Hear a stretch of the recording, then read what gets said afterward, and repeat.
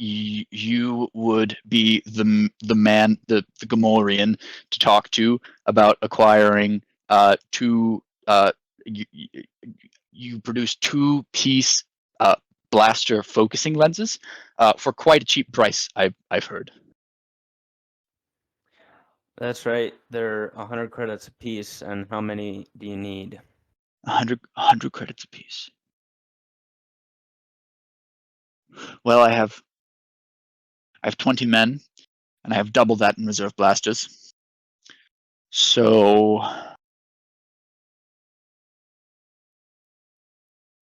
screw it. Safety is a priority. Let's call it 40 focusing lenses. No, let's call it 50 focusing lenses, just so we have extras. You can, and as he was processing that, you can see like the gears spinning in his head super fast. And he got, like, as he's thinking, he kind of like pulls the chair out from the table and sits, and he's not looking at you, but he's so that would be approximately 5,000 gold, 5,000 credits gold. Yeah, that sounds right. Okay. Well, then I don't know what we do from here. I must say I'll have some of my men load up the focusing lenses. I need to know where your ship is. So we are actually docked on a public pad in the northern Salazar district. I can write down my transponder code and give it to you so that you may give it to whoever must access the ship. That'll suffice. I'll send some men over with your focusing lenses, assuming that you have the money ready.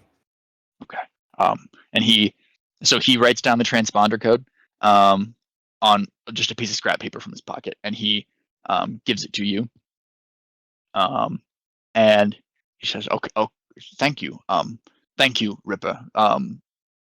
You have ensured safety for me and my friends."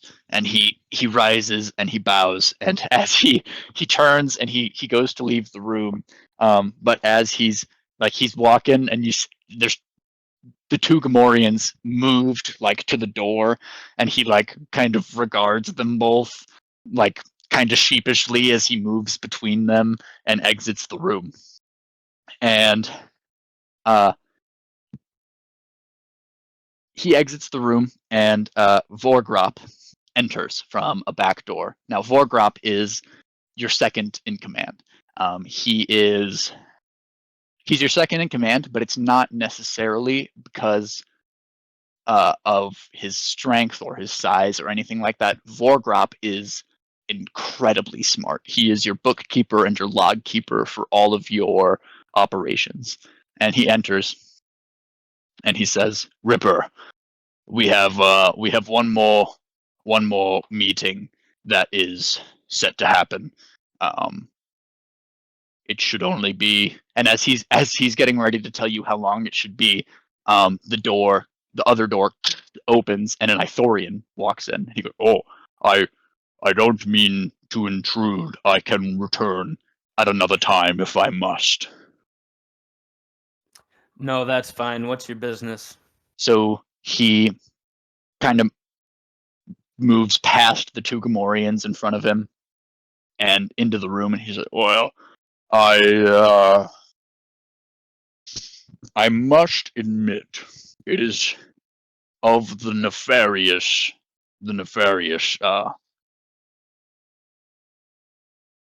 fuck. It's of the nefarious sort." And he explains to you that he is, well, he says, "My name is Befto. Says, I am an Ithorian agriculturalist. I study and grow various exotic plants from different locations around the galaxy. I actually have just harvested a uh, a uh, a fresh batch of semi-sentient cactus seeds, and these are extremely, extremely illegal in particularly this planet. He says, I need somewhere to store these for approximately 10 days before they can be moved off planet and towards the core worlds. I think we can do that. I'll have you talk to my bookkeeper, Borlap, for the price. Vorgrop.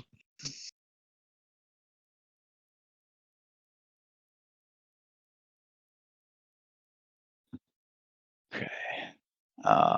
So he says, yes, very, very good. He rises and moves to Vorgrop, and they begin to discuss. And as that is happening, well, just before they begin, Vorgrop looks at you and says, Ripper, there is, or he goes, your Ripper, your connections will be here to meet you shortly. In your absence, there will be one prospective new buyer who would like to meet with us to discuss purchasing lenses. Would you approve of me doing that, or would you prefer that we wait until you return? You will suffice as long as you promise not to be intimidated in my absence. Never, never, Ripper. I shall never fall. The spirit of Bilgarak compels me. I shall never fall to the wearies and to the woes of another. And as he's kind of having that like I can do this moment, the door opens again, and in walks Dilo Porton, who you recognize. You've met Dilo before, and behind him is a Twi'lek you don't recognize, which is Starcy Jurun. And as they enter the room, Dilo goes, Ripper, how's it going, big guy? You just kind of snort at him. Yep. So he goes, same as always. Alrighty. Have you been briefed on what we're doing here today? No.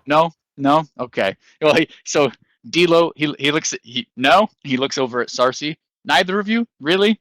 Neither of you were paying attention? No, he goes, so we are here because we have to meet with the Hidden Vex because they're not bringing in credits from their racing. The Huts have given them over 10 million credits in supplies and funding, and they have not even been able to break even on that. And that's an issue that our bosses take very seriously. And as he's explaining this to you, Nathan, I want you to make a perception check for me. While you do Got that, are you drinking water straight out of a Out Brita of the pitcher? Brita, yes. I lost my Okay, cup. I just noticed the same thing, you fucking broke motherfucker. Buy a goddamn cup. No. It works. It's I've a been water delivery device. You know the worst part is I have a cup right here, but it's for coffee, and I don't want to mix the coffee cup and the water cup. So, God damn it, Nathan. anyway. Why did you only have one cup? You only need one cup for each liquid, man. What are you talking about? Why would you need more than one cup for water? Anyways. Yeah, I'll make a perception check. Okay. It's a 6. What's my modifier? I'm glad I was recording that. Is it wisdom? It's wisdom, right? Yes. Yeah, so it's a 7. Okay.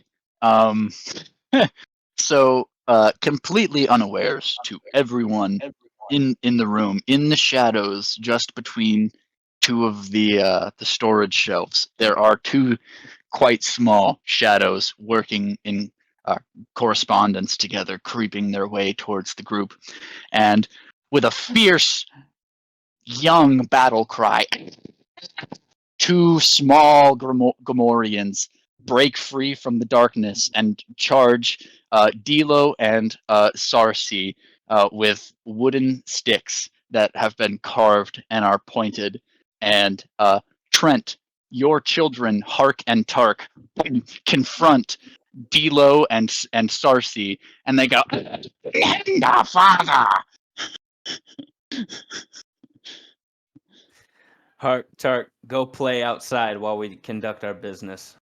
They kind of look up at you, and Hart goes, okay, and they like kind of like their joke like kind of didn't land. Like one of the Gamorreans kind of like let out a little snort,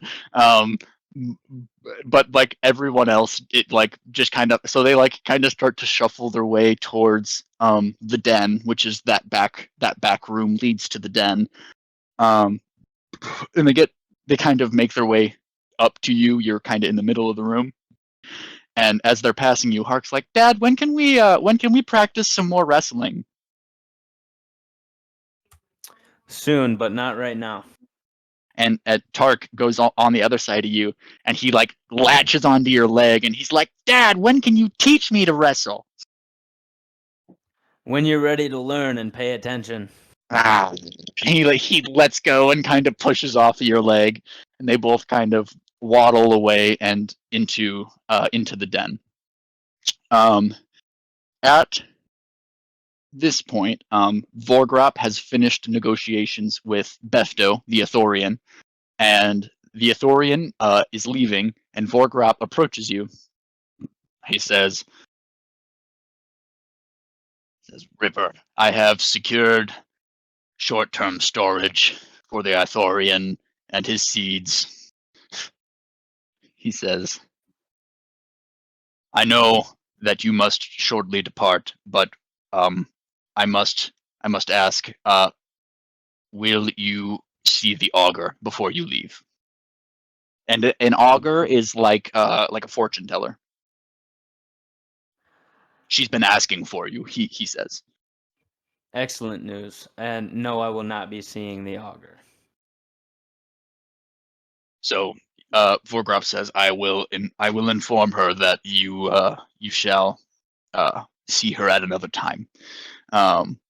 And he leaves. Vorgrop leaves. The two Gamorreans inside the room also leave back into the den. And your children are with them. And it is now just Dilo, Sarsi, and Borlak. And Dilo's like, "All right, are we ready to go? Ripper, do you need to grab anything?" Nope. All righty.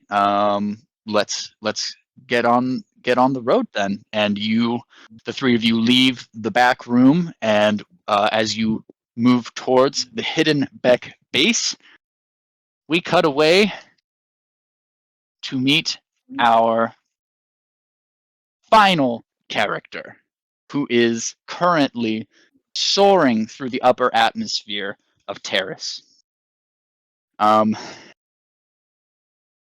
Alex, please describe your character visually as you are kind of just lounging in the back of one of these cargo haulers with a bunch of chemicals. Okay, so I am a Weequay. That's like the race Hondo was in Clone Wars. So kind of like tannish, scaly skin. I have like long braided hair, like it almost looks like dreads. Pretty like nappy, like I haven't looked at it in a long time. I am about 6'2", 200 pounds, and I'm just like my demeanor is just pretty much always just like glaring. Like I look like I've been through some shit. Like I haven't been happy in a while. Been mad. Pretty much. Okay. And so you are just kind of chilling on one of the bench sheets that's along the wall of the cargo deck of this hauler, and as you are descending towards the Sith embassy in the Salazar district, you are surrounded by chemicals, which you are not privy to what they actually are. You are transporting 850 units of chemical isolate, and as you break through the cloud barrier, a communication comes through a comm on your ear, and it is the voice, a voice you recognize, of High Sorcerer Gafe Lauren, who is an extremely powerful Sith, and he, Imbo, come in. How are things going? How was loading? I mean, typical mission. Pretty standard. So, Gafe Lauren is not a fan of yours, and given your past, a lot of members of the Sith Order are not fan of yours. Just given your history and your training and your upbringing, and he responds kind of dryly. He says, "Well, even you cannot manage to fuck that up." And the comm cuts, and he's just done with the conversation. And you descend, and yeah, no, fuck that guy. No, for real. And as you are descending towards the surface, you look out through your window. You can see you're kind of coming down towards the Sith embassy. You'll have to bank around it to get into the hangar. You can see the Sith embassy. Out beyond that, the city sprawls into the horizon. Ships dart in and out between buildings, and it is for a second you forget that you're on Terrace, and it almost looks beautiful. And then you hit the smog layer, and everything gets cast in like a layer of gray. As you approach the Sith embassy, and you bank around the corner to these massive, it's not like actual doors, it's more of like the shield type of hangar door, and you zing kind of pass through it because it's open, unlocked, they know you're coming. You land, the droid pilot from the cockpit opens. Dark Knight Imbo Fa, we have arrived at the Sith embassy. And he turns and moves away, and he hits a button, and the cargo ramp lowers. Yeah, no shit. All right, let's get this shit unloaded. So you move out and instruct the loading droids to begin unloading, and they begin to do that. And one of the embassy workers kind of works his way over to you. He says, "Dark Knight, how many units have you transported?" Shit. Yeah, it's around 700. It's okay. Okay. He turns and just starts scribbling on a notepad as he walks away. You can see him doing like calculations for like plus and minus, like if we're over or under, like so he's punching numbers, but it's not really your issue anymore. And as you are standing there, you hear again the voice of High Sorcerer Gay Florin. This time not in your earpiece, just behind you. He says, "Fa, it's time for briefing." I turn around and just silently walk with him. As you so a part of daily proceedings at the Sith Embassy is briefings, which is not really anything significant except for like roll call. It's how the Sith make sure everyone's accounted for, basically. And it's also kind of a control type thing. Like you have to be at daily briefings. So as you work your way through the hallways, an announcement comes over the PA system. It says, daily briefings have been delayed by half an hour for today. Please remain prepared to proceed to the grand atrium. Gay Florin turns and looks at you and he says, I guess it's not time for briefings, but be prepared. And he turns and he walks away. And at this point, there are a few things you could do. You could proceed back to your quarters. You could go to the grand library. You could go to the training room. You have a number of options. I'm going to go back to what is my favorite place in the entire Sith Embassy and go to the library. So you proceed just up the hallway. Let me pull up the map real quick. You proceed just up the hallway. Well, you exit. So you and Gabe came out of the hangar and turned a few corners.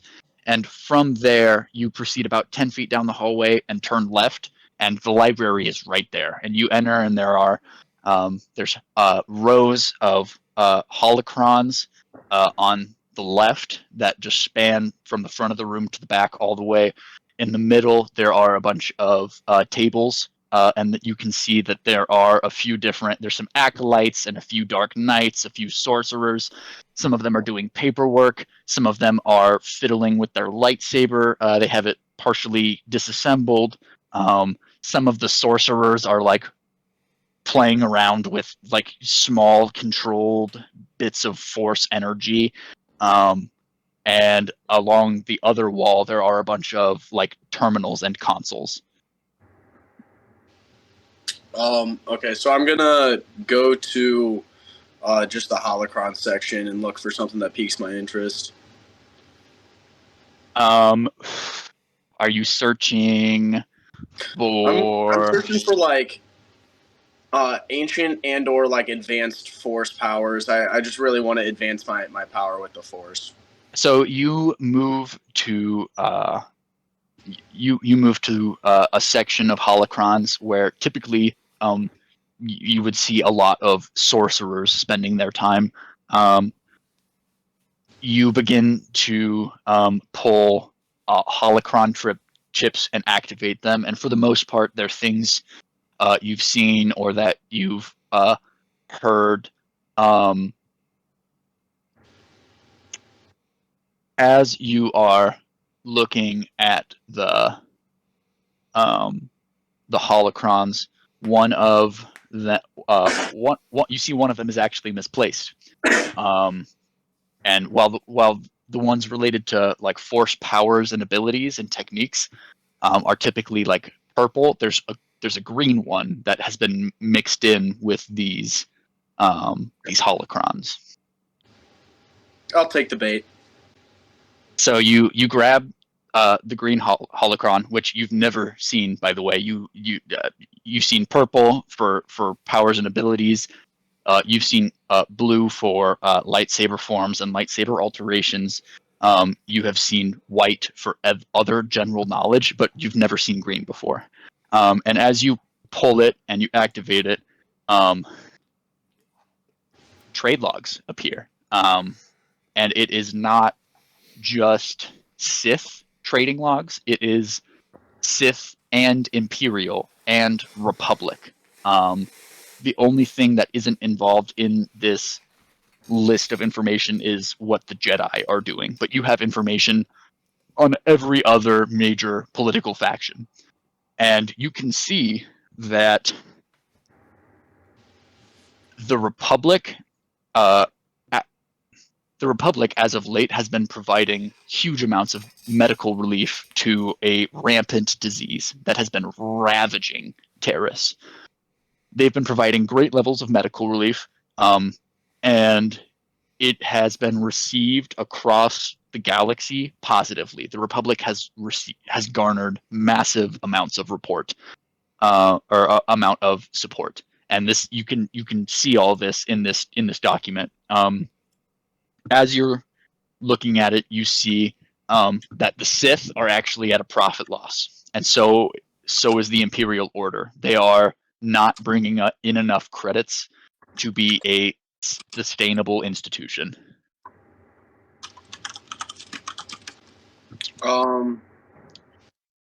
Okay. I'm just gonna kind of take a note of that information, and I'm actually gonna. I don't think I'm gonna keep the is that like? Have I looked through all of it? Is that all that's in there? Is trading logs? Give me a perception check. Okay. Perception is wisdom. Yes. Actually, you're using a holocron, so let's make it a technology use. All right. Technology use is int, unfortunately, so that's a 15. So, you can kind of see, like, imagine it's like an iPad. You are kind of like scrolling through this information, and when you get to the bottom, it does that rubber band thing. But you can see, like, beneath the margin, there's more like written. There's more information. You just can't like see it, you know. And as you are attempting to look at that, the PA daily briefing shall commence in 3 minutes. Please proceed to the grand atrium.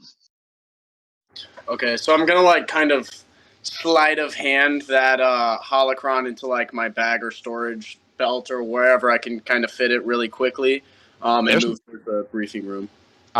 You slip it. Are you wearing a cloak of any kind, or a robe or anything? Yeah, we'll say I'm wearing like a cloak around my armor. So you kind of reach back under your arm and slide it into a pouch that's a part of your cloak, and you leave the library and you make a sharp left turn down the hallway. You go past the grand balcony, past the training center, and past the apartments where there are thousands of rooms, including yours, and down at the end of this grand hallway, which slowly, as you go, becomes like more and more ornate. There's like gold like woven into the floor and up the pillars for the doorway. And as you approach, you can see through it that there are already ranks of other Sith waiting for daily briefings.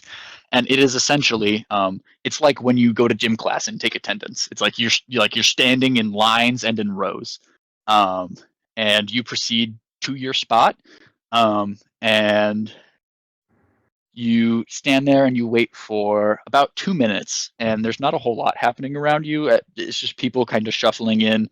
There's a few conversations happening sporadically around you, and as you're waiting for the announcements to begin, you see up on the wall in front of you, there's a balcony that juts out, and the door to the balcony like hisses open, and High Sorcerer Gay Florin walks through and stands on one side of the balcony, and another clearly high-ranking or very powerful Sith who you don't recognize enters the room and stands on the other end of the balcony, and between them, about 10 seconds later, quite dramatically, might I add, enters Sith Lord Falk Ferric.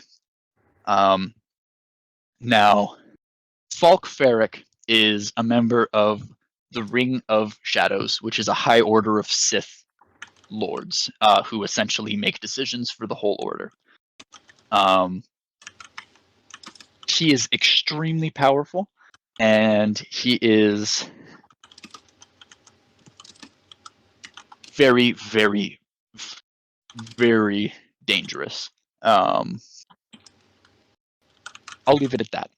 He approaches the balcony and he kind of steps up. He looks back and forth and kind of takes in everyone in front of him. He says, "My fellow Sith, sorcerers, dark knights, destroyers, a time of revival is approaching for the Sith. A time of newfound power. A time of redemption. As you all know, as of late, the Republic Order has passed litigation which puts into place laws which require the Republic to provide medical support to any planet to which they are based, located. And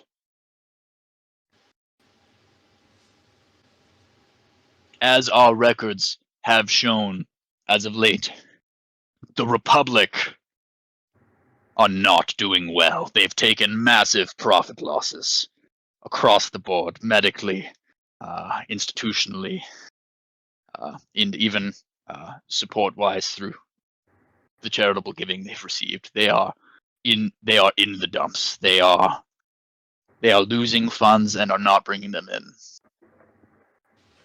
On the other hand, we, as an empire, have been building and establishing deep banks of credits that we can use in whatever way we see fit in the future. For now, what's important is the Republic is faltering, and our front here on Terrace shall not falter. And I'm actually, Alex, give me a history check. All right. 15. So when Falk Ferric refers to the front here on Terrace, this war between the Imperial Order and the Republic has been going on for about 50 years at this point. And the front line has shifted to all kinds of different places in the galaxy. Terrace is by no means a core world, and to have Terrace be your front line would be indicative of a losing battle, because it is so far displaced from the rest of the galaxy. With that being said, you know that Terrace has remained neutral. So they haven't taken the Republic side or the Imperial side, which is why there's a Sith embassy and a Republic embassy on the surface of the planet. It's because they have remained intentionally neutral. You also know that just because the Republic is not the sole occupier of Terrace does not mean that they don't have to hold to those laws, which means that even though you're both on this planet together, they're still providing medical relief to the people of this planet.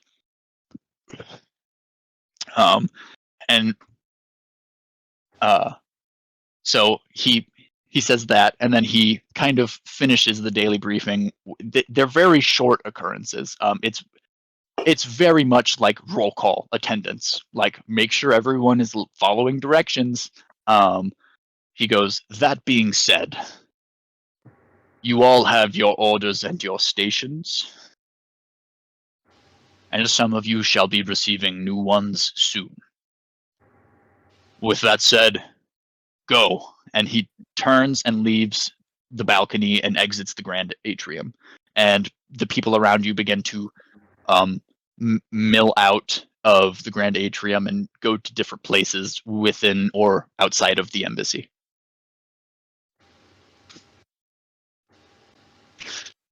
Your move.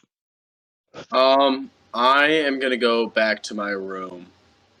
Okay, so you move out of the atrium and you move down the hallway and you take a left, and it turns into a labyrinth of corridors and identical doors and mirror images type things. And the only reason you know how to get to your room is because you've been there a billion times. It's your room. You make your way to your quarters. You open the door. Please describe Imbofa's room. What would Imbofa's room look like? So it's very like neat and orderly. There's not much in there. Some assorted like holocrons of like force powers and abilities. Some historical documents accounting great users of the force. Under my bed are some hidden holocrons I found depicting like Jedi that are great users of the force. Like hidden away like a teenager's porn stash. I got assorted like training equipment scattered around, but like obviously like it's like kind of all in one place, like each thing, like so like my lightsaber training stuff is in one place and like my physical training stuff is in another place. But all in all, there's not much like in there. Some snacks, but that's You've got your weight rack and your training dummy and right. vibe. Right. Okay. And then like just enough food to get like I have like the equivalent of like rice and chicken. Like I have like hell yeah meals, and that's about it. This boy lean. Okay, so what are you doing? You go back to your room. What are you gonna do? So I want to investigate that holocron a little bit more. See if I can kind of like break into the other information that's in there. Okay, so give me another technology use roll, except do it with advantage this time. Since you are alone in your room, you have time. Okay. So I got a 16 on that one. So you successfully you get into the coding and you remove the limitations that were in place and go back to the document and you scroll down, and as you scroll down it's more logs, and it's not specifically trading logs, but it's just a manifesto, and it's showing you the chemical imports to the surface of Terrace. Now, all of the specific information is redacted. The name of the chemical, the purpose, the manufacturing method, all of it redacted. But you can see that your 850 units that you transported to the surface is only 0.1% of what's getting put onto the planet every day. Interesting. And you can see that a huge credit discrepancy, like between what Falk Ferrick told you and what you're reading here, comes from the production of this chemical, that whatever it is. You can see how much it costs, and it is staggering. All right. I don't think I can investigate that much further right now. I'm gonna keep that in mind. I'm wondering if that's like connected to the sickness, if they're just trying to bleed the Republic dry.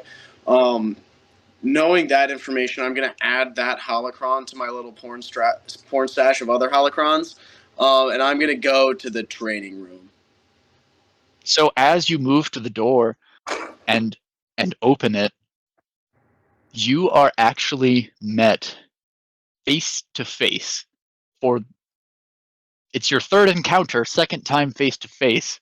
High Sorcerer Gay Florin. This dude will not get off your dick. He is standing at your door, and he has made no move to knock, and he hasn't made a sound. He's just been waiting for you. And can I help you? he kind of regards you. He says, Imbo, you know the rules for removing holocrons from the library at the embassy. Only those which have been pre-approved by the attending librarian can be taken from the library.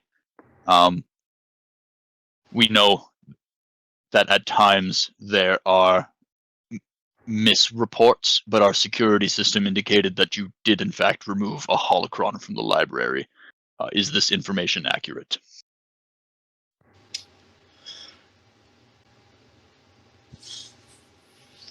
I'm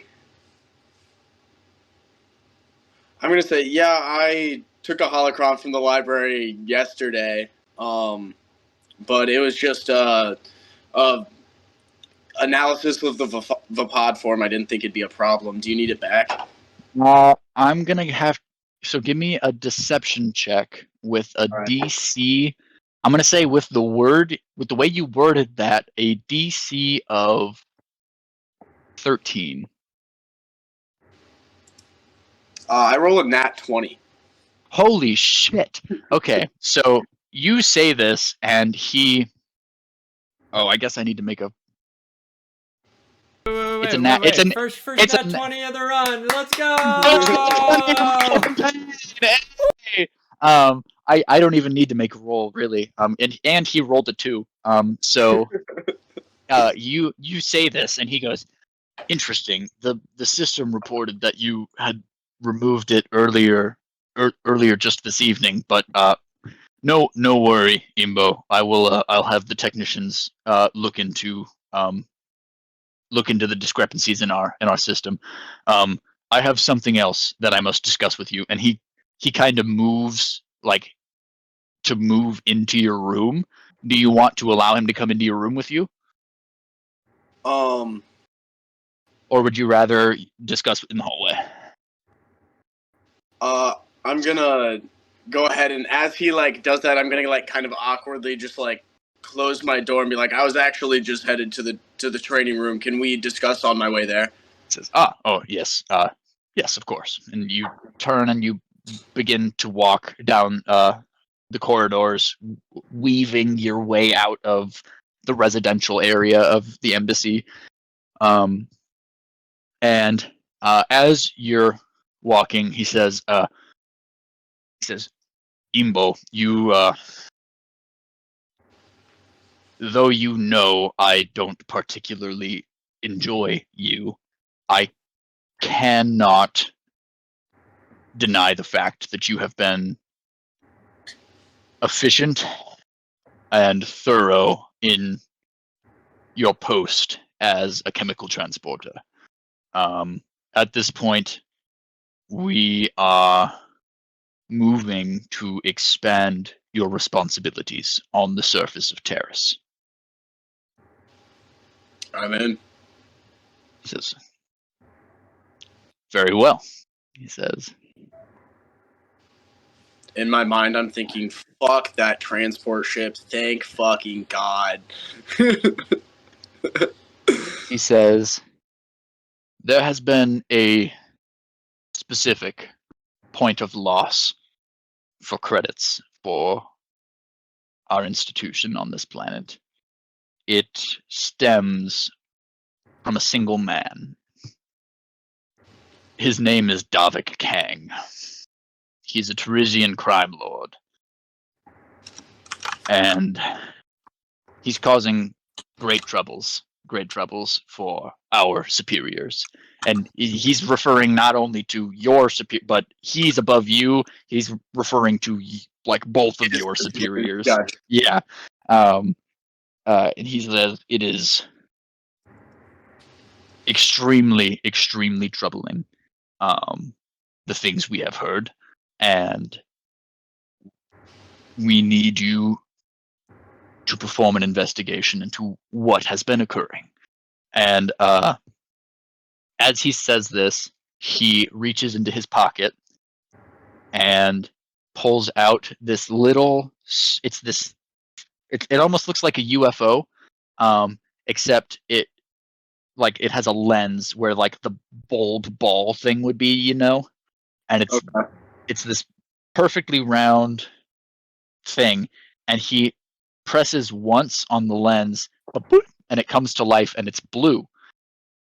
There's like a blue kind of outline light, and it hovers above his hand, and it looks up at High Sorcerer Gay Florin, and then rotates down and looks at you. And it says, "Hello, my name is FDRD. You can call me Ford. I will be your personal assistant droid for this mission."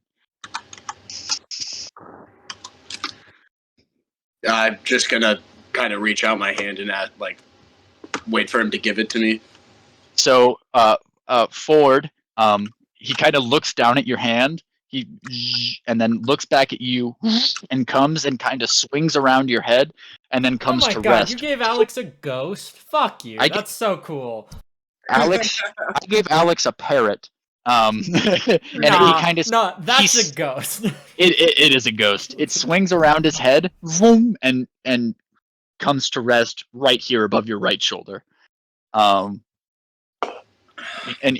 you look at him, and he looks at you, and he says, "Is there anything I can do to help you right now?" What can you? He goes, "I can do this," and he on like your pauldron, he like magnetically steals to it and shuts off.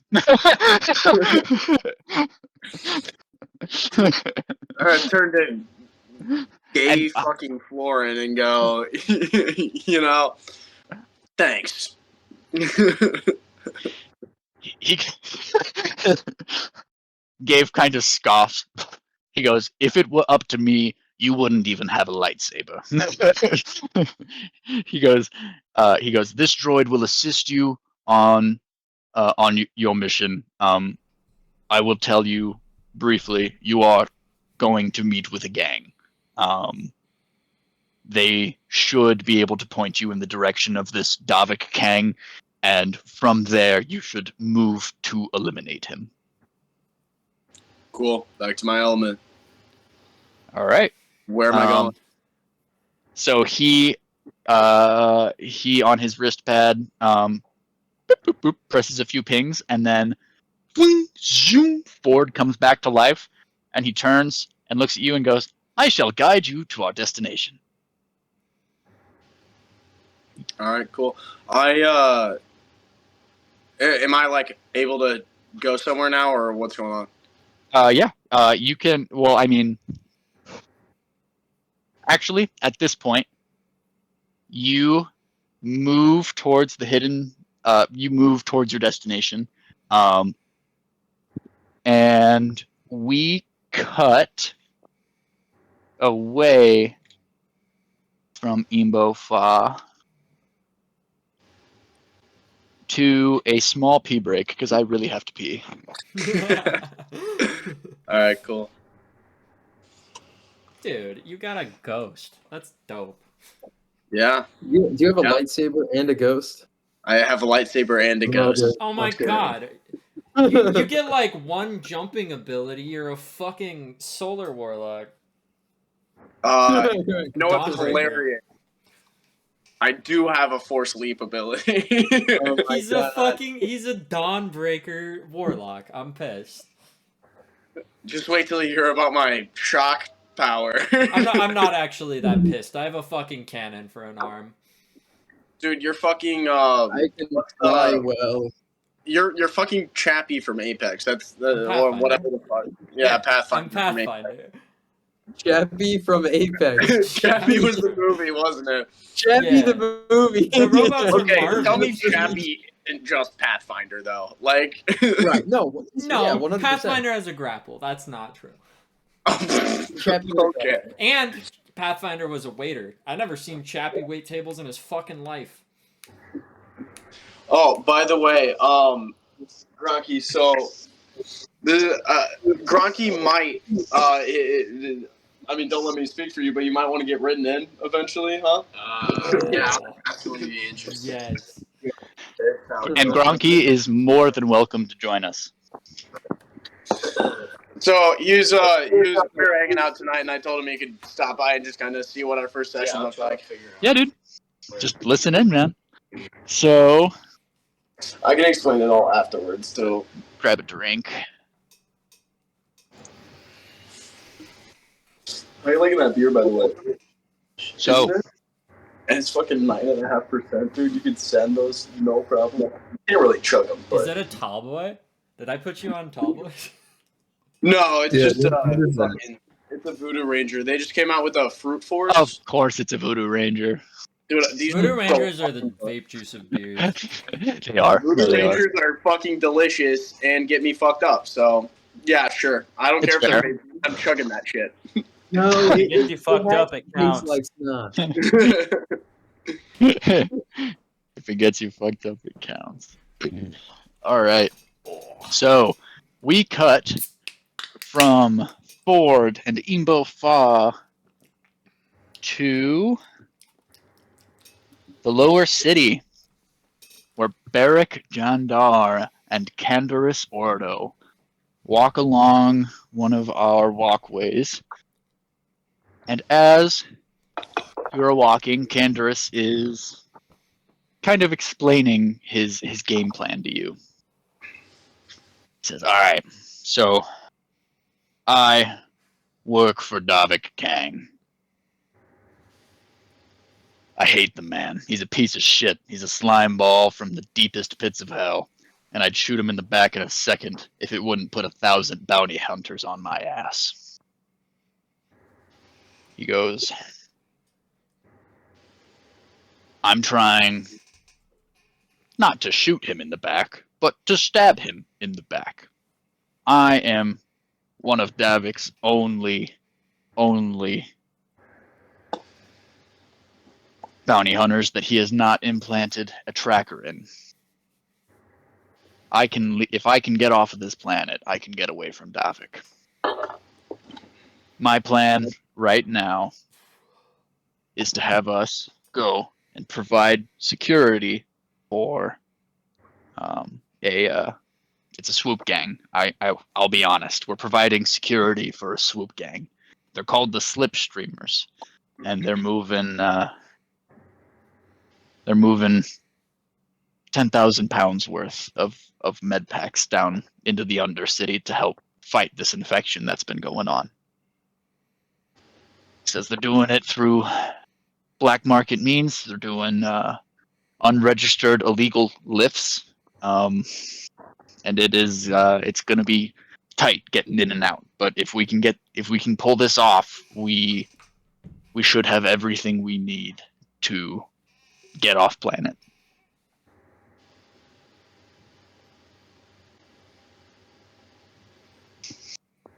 You cop all that, Blake? Yeah. Okay. I can help you kill this David Kane. What's in it for me? Said, no, you don't understand. The plan isn't to kill Davik. We're gonna steal his ship and fly the fuck away from here. Works for me. That's all I needed to hear. And as you continue to walk along the platforms, Candaris is pointing things out to you. Different. There's a statue of a previous governor that he points out, tells you a story about him. There's a few parks that you pass. It's the lower city, so they're not super nice, but they're still there. It's still a part of the city's history. And as you work your way along, Candaris starts to tell you war stories.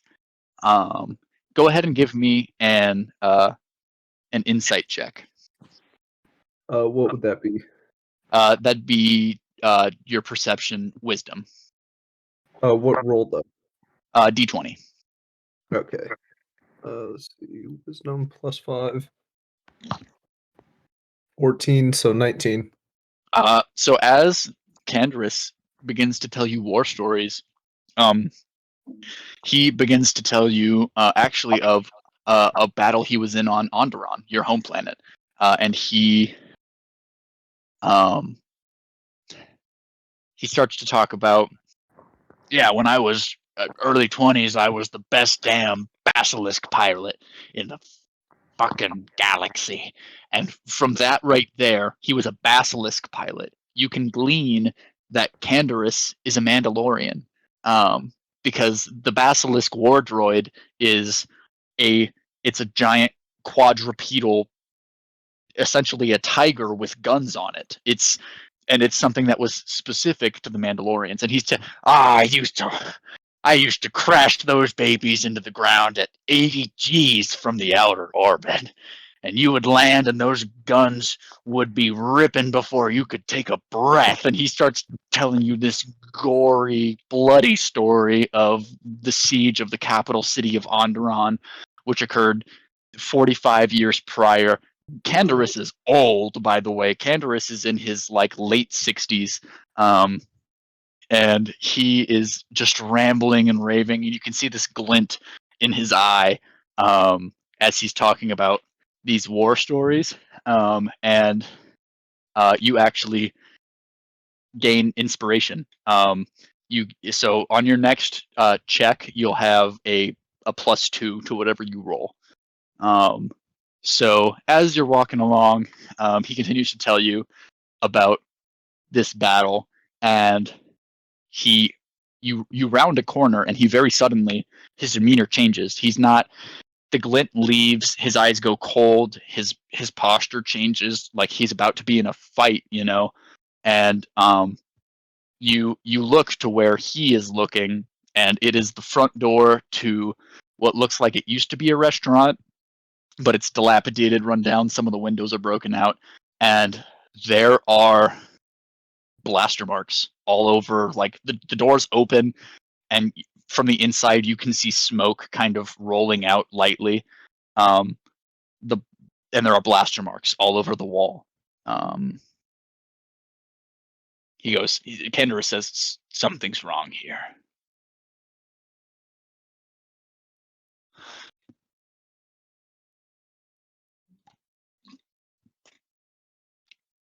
It's your move, Blake. It's only one way to find out what's wrong. Go forward. So as you proceed toward the doors,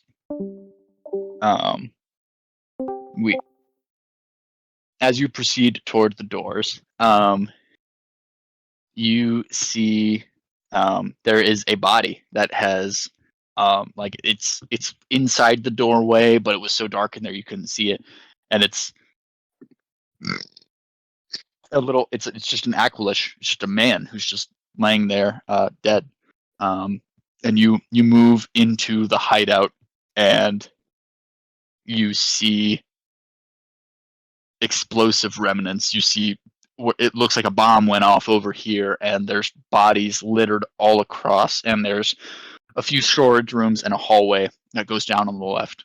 And Kendra says, "Whoa!" He says, "These are our people. These are the slipstreamers. We're supposed to be watching over them, and they're already dead." So what do you want me to do now? So you brought me here to protect these people, and they're dead.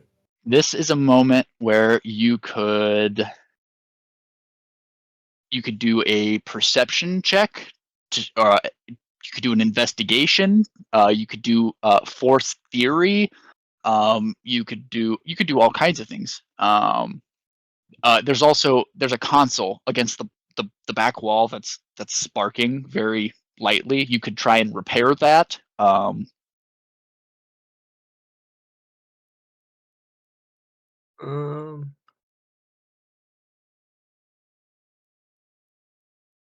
If you have an ability you want to try and use, you could do that as well. Yeah, well, I'm just looking through that right now. Yeah, man.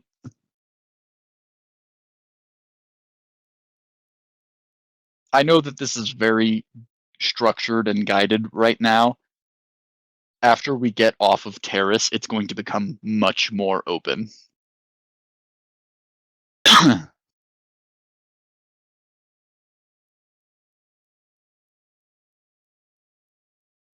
Let's go with the Force Sense, the ability to reach out and detect life around you. I want to know, is everybody here dead, or is there anybody living still here? Do you need? Hold on, because I know force sense, force perception, Wizmod.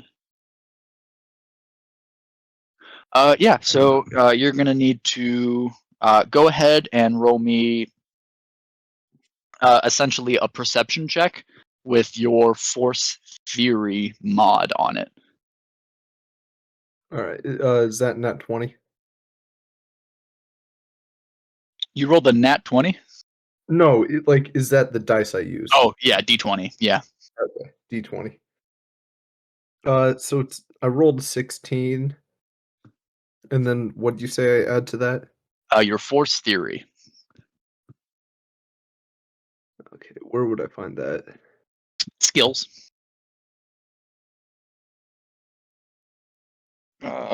For you, it is +9. So so 16 plus 9, 23, 20. 5, Holy shit. Yeah. 25? Yeah.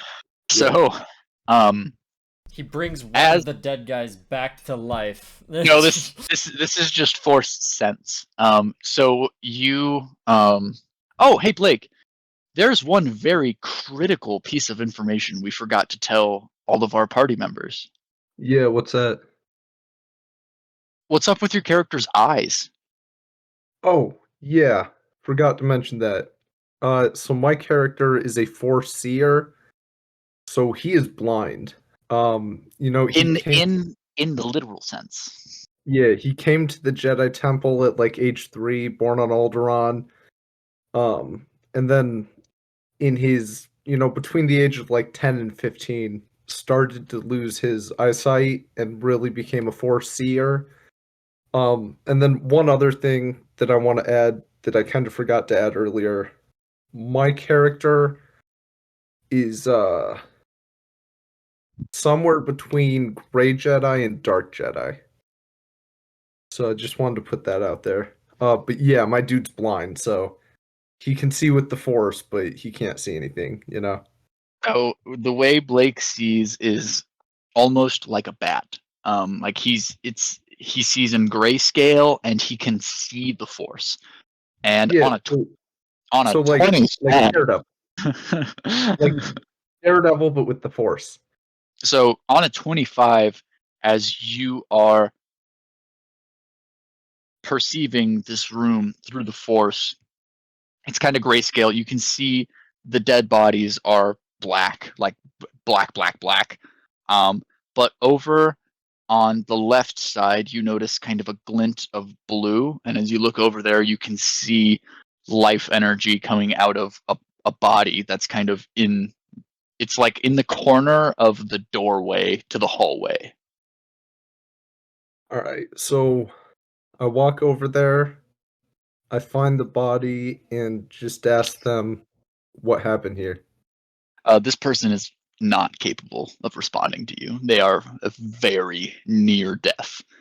Do you have any abilities that could save them, or any healing items? Believe so. You have 2 med packs in your inventory. Yeah, let's just use one of those. I mean, or like Okay. a knife to put them out of their misery, whatever you want to do. so you reach into a pouch on your back and you pull one of these med pack. It's essentially like an EpiPen, and you take it and you stab it into this Twi'lek woman's leg, and there's a few seconds go by, and then she gasps and wakes up, and she like starts to panic, like she starts to because this woman, the last time she was conscious, she was being attacked.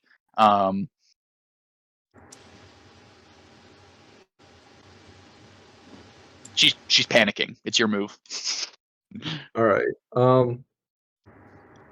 It's okay. Relax. You're safe. What happened here?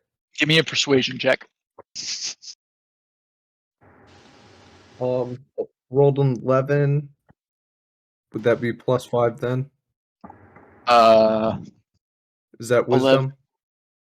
11. Persuasion is charisma, so it's just a +1. Okay, so 12.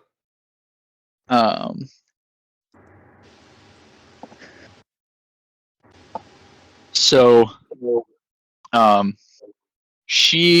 you do not really calm her down at all. She's like beginning to hyperventilate. And as she does that, Canderous approaches her and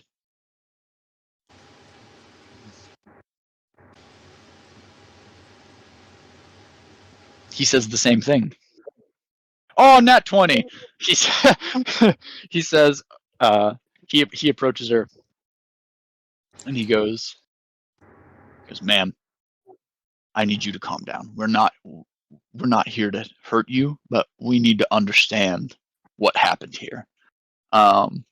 And she kind of catches her breath, but she is still she's very near to death. She's bleeding out.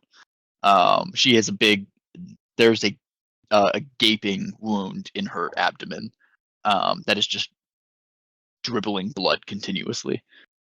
She says, it was the Sith. Or the Empire, or whichever, I don't fucking know. They broke in here and just started blasting all of us. They aren't supposed to do that.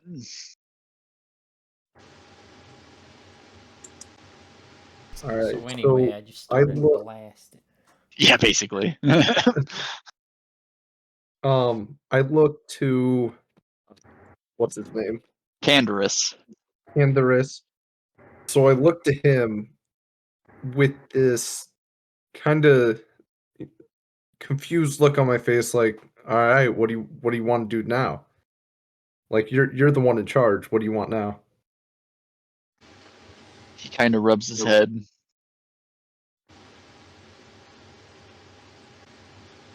He goes, is there he goes, oh, the supplies, the medical supplies. Do you still have them? And she shakes her head and she points at one of the storage closets that's nearby, and you turn to look at it and you can see the door is closed, but smoke is coming out from the cracks in the door. It's whatever is in there is on fire. And she points and she looks up at you and she says, someone has to help them.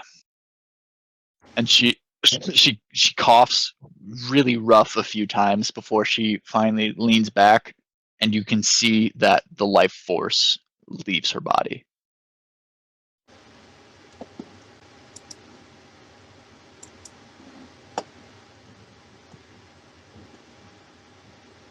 Canderous rises and moves across the room, and he begins.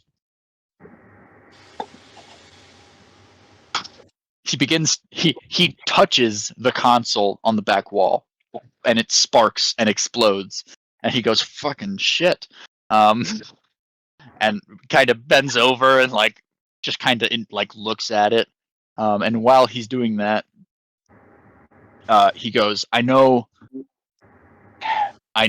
that you are looking to me for a plan right now, but I just need you to give me a second because I have no idea what we're gonna do." And you can see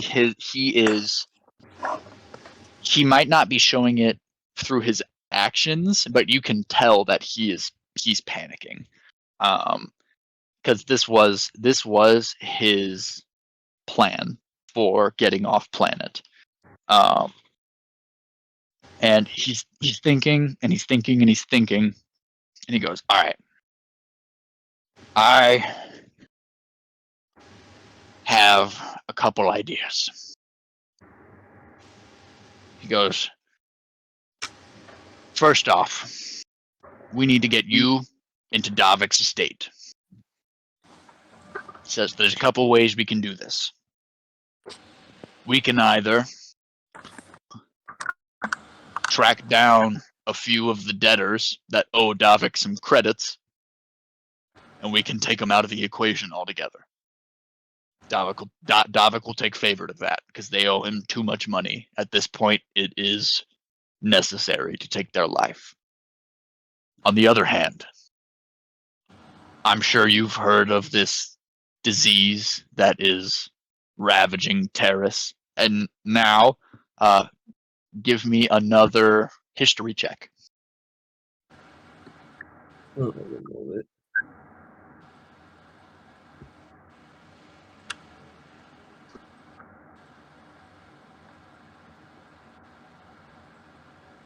Right. 6 plus 10, 16. Holy shit. So you have heard of this disease. You don't necessarily know what it's called, but you've heard of it, and it is brutal. It is kind of a zombie virus, kind of. It starts as warts, and if you survive that portion of the sickness, the warts spread and continue to rise into this like almost plate-like flesh armor, and you turn into this zombie type creature, and it is a terrible, vicious disease. And you have heard about it.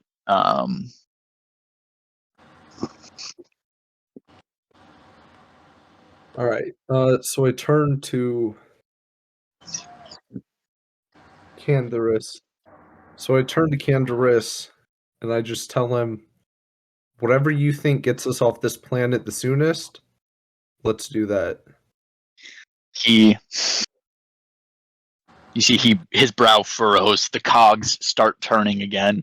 He turns around, touches the console, bends over, starts fiddling with some of the wires, and then you can see he has a thought, and he stands up. He goes, "All right, kid." Which he calls you a kid. You are still you're in your late 40s, early 50s. Yeah, somewhere around there. Yeah, he calls you a kid because he is almost like 70. He's all right, kid. He goes, at this point, there's really two distinguishing factors that are going to matter. Would you rather kill 2 people or cure a nest of zombies? Killing the 2 people sounds like the easier option. Woo-wee! Okay. I need to make a note real quick.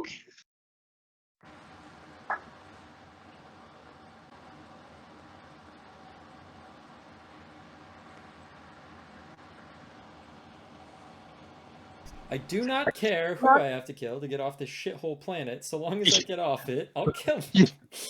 Yeah, literally. Okay.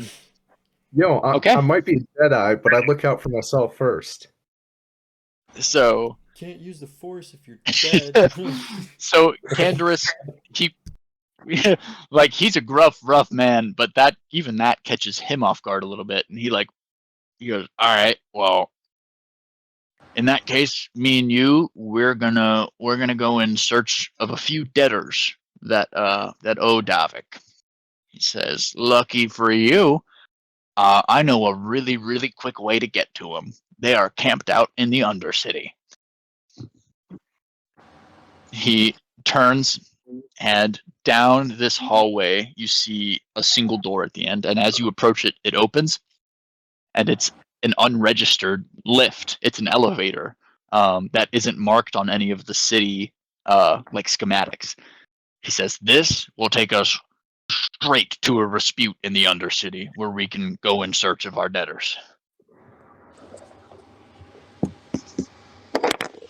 That sound good to you? Go. All right. And you two proceed into the elevator. The door's shut. You shoot down close to 2,000 feet to the surface of Terrace. And as the door opens, you are struck with a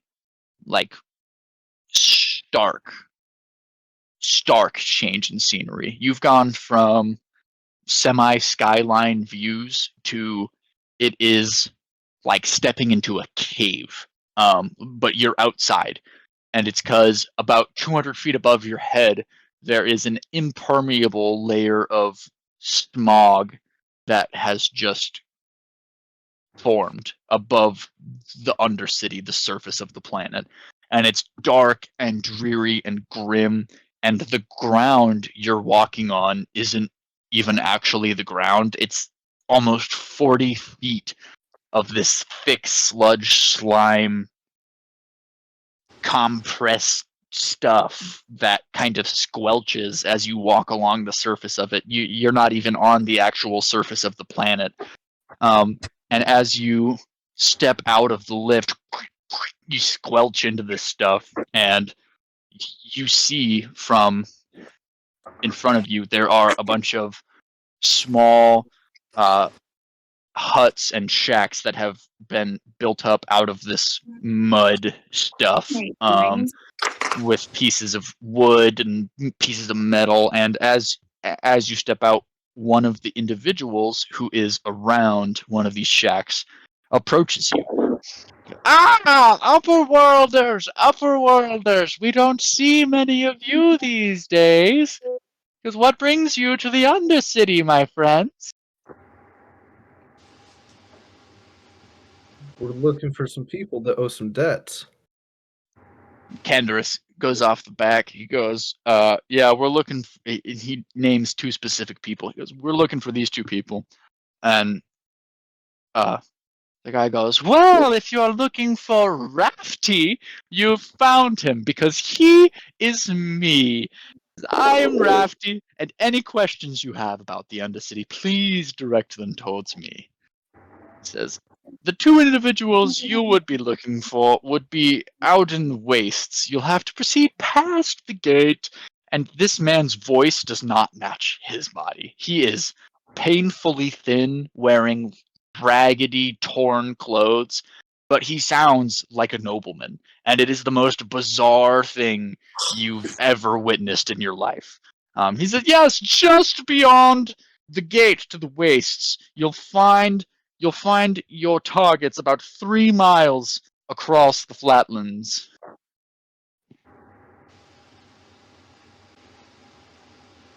And as you're looking around the village, you see that there are some vendors. There are a couple just stands where people are working on various trinkets and things. And you can see there's a wall that has been built around this little village, and there's a gate over on one side. And there's 2 guards posted there.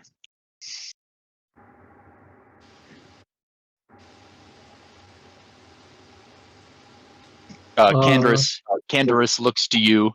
He says, is there anything you'd like to buy from any of these vendors, or are you ready to go? I have no interest in material possession. He kind of blinks, goes, I wish I was that way. And he turns and he leads you both towards the gate. And from there, we are going to cut to the Lower City Commercial Hub,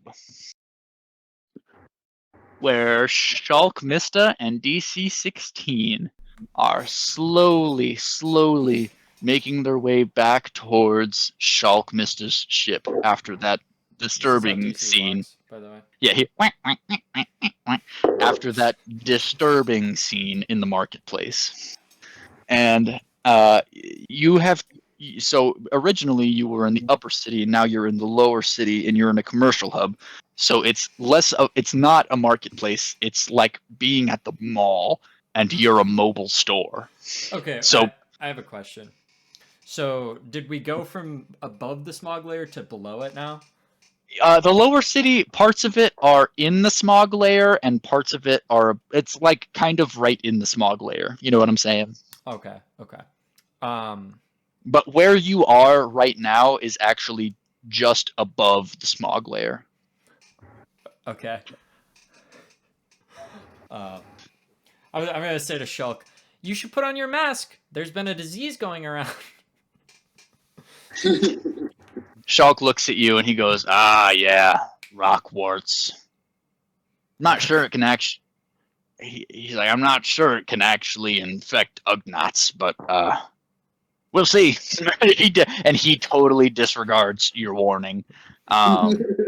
Shulk Mista's an anti-masker. I see. I was about to say. All these planets are flat. God damn it! Yeah. I ain't never seen a round planet in my life. And you and Shulk are working your way along. People are milling about everywhere. It's even more densely populated here than it was in the marketplace. I mean, it's shoulder to shoulder, and people are moving in every direction. And as you're moving along, I'm going to need you to go ahead and give me a perception check. Alrighty. That would be a 15. Holy shit, I don't think I... Yeah, I've rolled a couple 9s. Anyway. Is that with your modifier? Yeah, that's with the bonus, yep. Okay. So you're walking along and you notice a cargo hauler, like a small car. It's a personal cargo hauler, so it's like short distance trips and things like that. It has an It's a open U-Haul. top. Yeah, basically. And it kind of from behind and above you and lands about 80 yards down the platform. Off to your right, there is a group of Republic soldiers having an altercation with a group of Imperial soldiers, and they're arguing back and forth about politics because per Teresian law, they can't actually fight on the surface. So they are strictly arguing about politics. And off to your left, a Trandoshan shoves an Ithorian who reels back and fucking slaps him in the face, and they begin to like wrestle and tumble on the ground. Nice. And while all this is happening, you continue to move forward, and another group of Republic soldiers steps into your path and brings the cart to a halt. And they address Shulk Mista, and he starts, "Hey, this is what the fuck is this? Is this a loader? Is this a protocol droid? What is this?"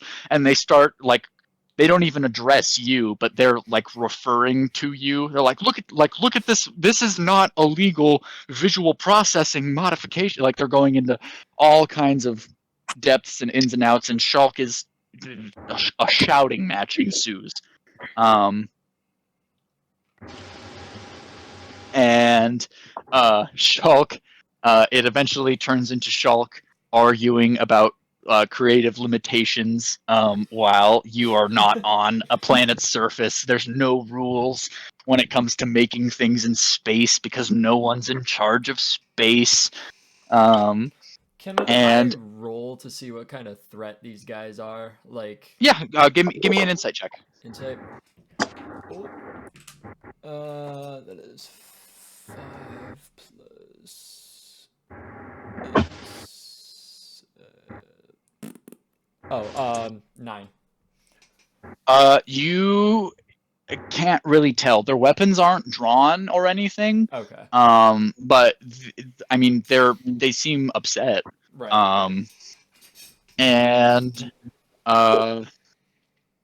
one of them is arguing with Shulk, while the other two of them are kind of like circling you and like looking at all. And one of them is like, this is an illegal modification, and he reaches towards your abdomen, towards your particulate processor, and he's like, what the hell is in here? Do you want to react to that in any way? Yeah, I would so I would like to react by like backing up and then like kind of siren beeps go off, and I go like, Like a fucking dump truck. yeah, like woo woo. I'm like, please, I go. My protocol precludes me from being touched by people other than Shulk Mesta. Please. And refrain." as the alarms go off and you begin to say that, Shulk recognizes it because he programmed you to say that, and he turns and he's like, "Hey, keep your fucking hands off my fucking drum!" And as he starts, people in the crowd start going, "Hey man, leave him alone! He's just walking with his fucking drum. Leave him alone!" And it turns into a mob scene. The crowd has come behind you and Shulk Mista and are berating verbally these Republic soldiers, as they are they're simply attempting to do their job, but like it's kind of in a shitty way, and so they're getting verbally assaulted by a large group of people. Go ahead and give me another perception check. That would be a 7. Okay. I'm putting this dice away. This dice is retired. Do you, I'm gonna go ahead and let you roll another one because this is kind of I need something higher than a 7. I won't lie. Yeah, that was a You have 16. no idea what the fuck is going on. Yeah. You said a 16. Yeah. Okay, that works. I was So gonna say, while the crowd is gathering around, I'd like to move closer to Shulk, cause like things are getting chaotic. Yep. So you move closer to Shulk, and he actually, so over Justin's left shoulder, there is kind of a like stirrup saddle kind of thing, which is just a singular foot loop. And as Justin approaches the cart, Shulk puts one foot into this loop and steps essentially onto Justin's hip. So Shulk is now, he has an arm around Justin's shoulder, and the cart is unattended, but he is on you. He is essentially riding you because you're his security. Mm-hmm. So he is on your side, and you're kind of holding him-ish.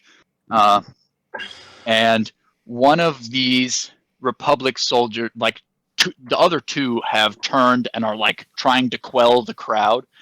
And the main one who originally addressed you is like, he's like getting up like in your face. Like he's like, you can't be out here causing this kind of disturbance in the commercial hub. You have to be removed. And as this is happening, you, on a 16, you recognize that this person is not a threat. So you have begun to scan the crowd and the surrounding area. And down the walkway, the cargo hauler that landed, you see two Aquelish have gotten out and have donned big backpacks, essentially. And they have walked in opposite directions from each other. And they're about 100 yards in opposite directions from the hauler. So there's about 200 yards between each of the Aquelish. Okay. At the cargo hauler, there's one remaining individual, and it is a Doug.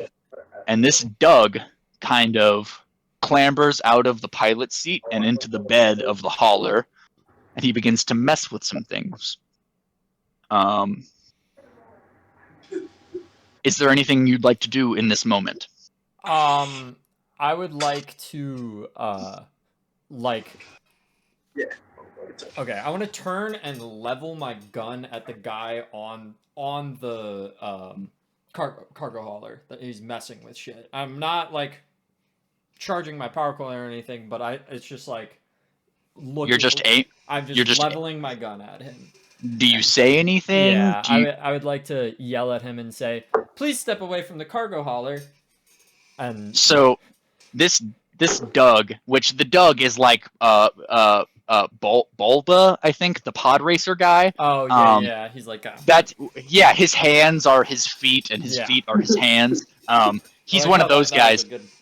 Yeah, and he like he's kind of bent over messing with stuff, and then he hears someone yelling, and he turns and he sees that you're looking at him, and he thrusts both of his arms into the air and lets loose this like wild guttural scream, like throat tearing. One last time, give me a perception check. That would be a 21. So, you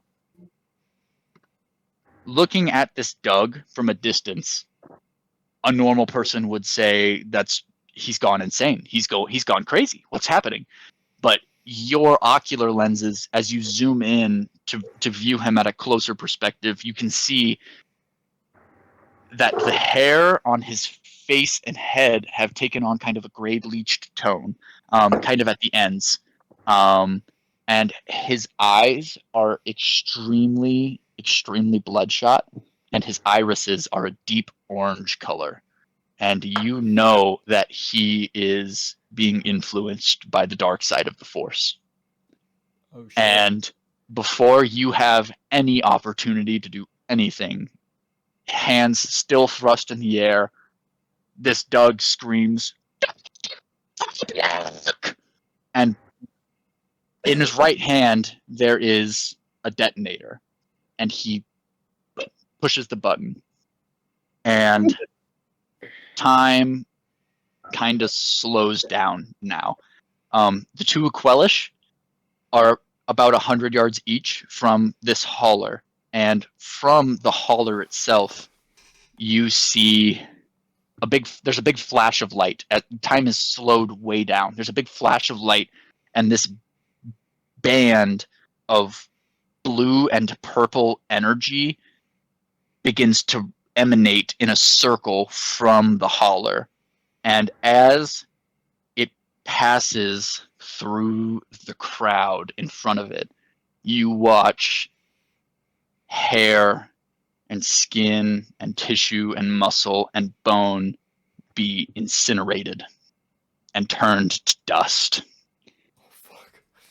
And the two Aquelishes, which have both proceeded about 100 yards each from the hauler, you see similar bands begin to come. They begin to expand from the two Aquelish as well.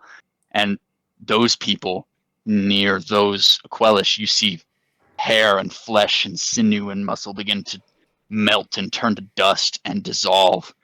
And as the band approaches you, you watch the Republic soldier who had just been berating you cease to exist. He is deleted from reality. And as this band of purple energy approaches you, you turn to look at Shulk Mista, who is already looking at you, and you see in waves hair, skin, sinew, flesh, bone, until Shulk Mista is gone. And this band of purple energy sucks back into each of the sources, and for just a moment, you are standing on a completely empty platform, staring around at what used to be thousands of lives, which are now gone. And from the recursion of energy, there is a massive explosion of blue fire, and you are knocked backwards over the railing of the walkway, and you begin to fall through the airways of Terrace traffic. And as you're falling towards the surface of the planet, time is still slowed down, and a new view comes into your vision. Your ocular processors change, and you are no longer looking at the side of a building as you fly through the air. You are looking at the interior of Shulk Mista's ship. And he is kind of like this. He's like bent over a recording device of some sort. And as he tells it's recording, he leans back and sits back, and he kind of clears his throat, and he says, DC, I am Shulk Mista, your creator.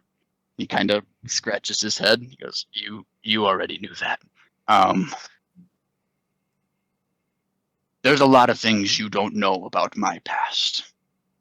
You don't know why I created you, and I have not told you on purpose.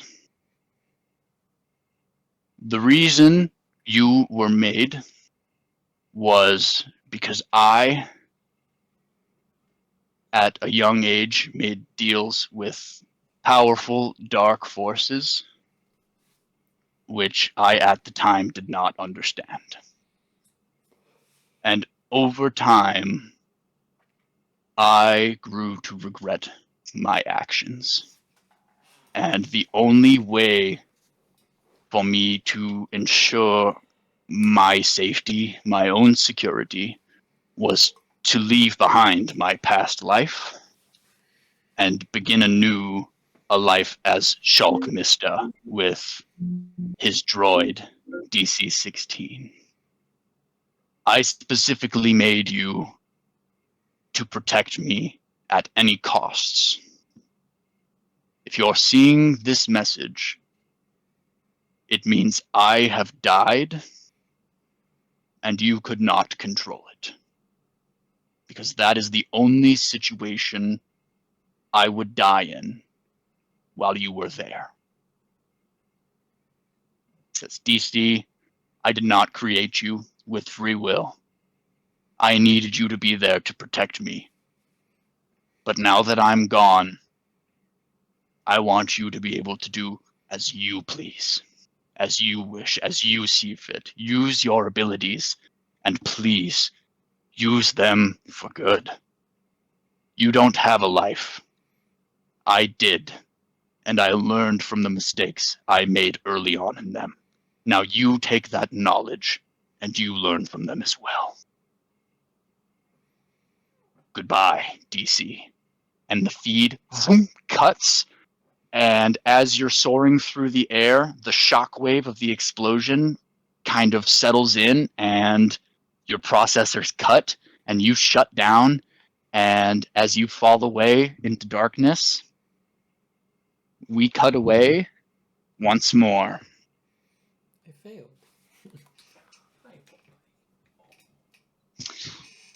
And we cut away to Imbo Fa, who is currently moving across the lower city, very, very close to the Hidden Beck Swoop Gang.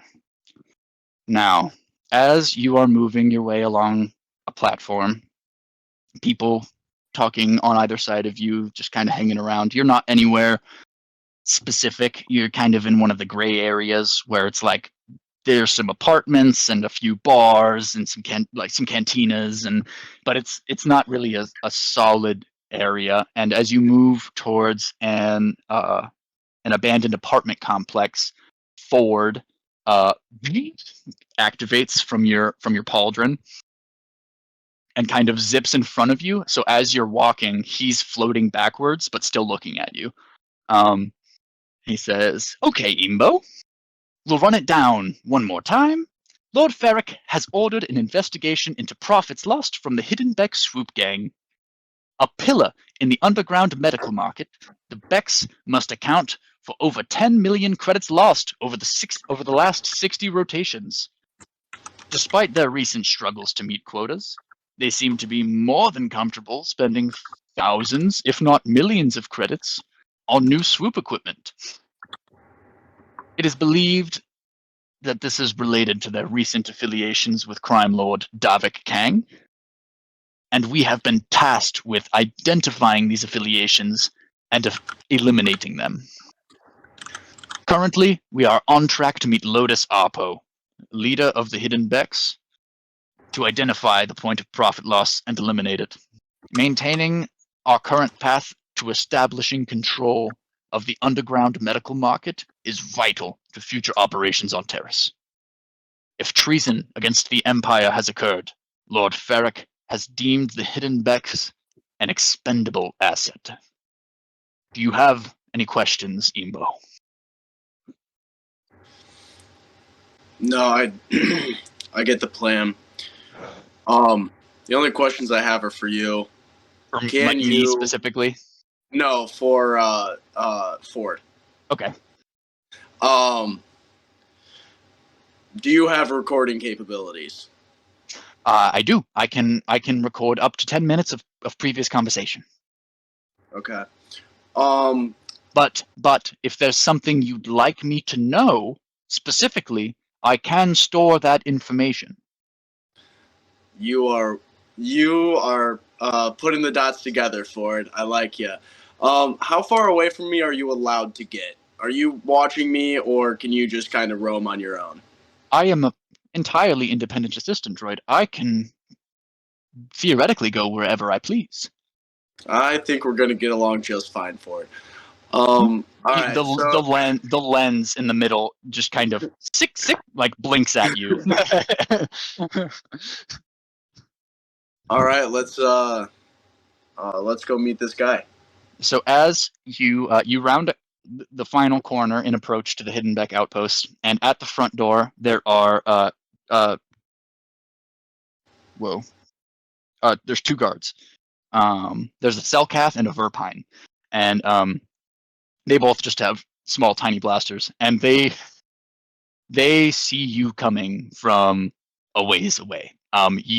Your appearance demands attention. You're a Sith walking around the lower city with an assistant droid kind of spouting stuff at you. So like as you're walking, people are looking at you, and these two guards have keyed in on you. How do you want to hold yourself as you approach the door? As you approach these guards? I mean, I'm just walking up. I am like not afraid at all about this situation because I really couldn't give a fuck about the outcome. I'm honestly just happy to be off the fucking ship. Well, so I'm like kind of walking up with a swagger. Like these guards, I couldn't care less about. I'm just on a job, you know. Yeah, and the guards are the complete opposite. They see you coming and they start shitting themselves. Like they instantly are sweating profusely. And as you approach, there's not a word, not a questioning glance, not a dirty look. They both step aside, zoom, and the door opens, and you have access to the hidden deck outpost.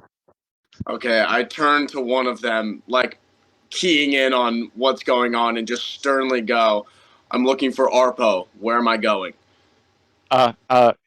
So, do you want to talk to the Verpine or the Selkath?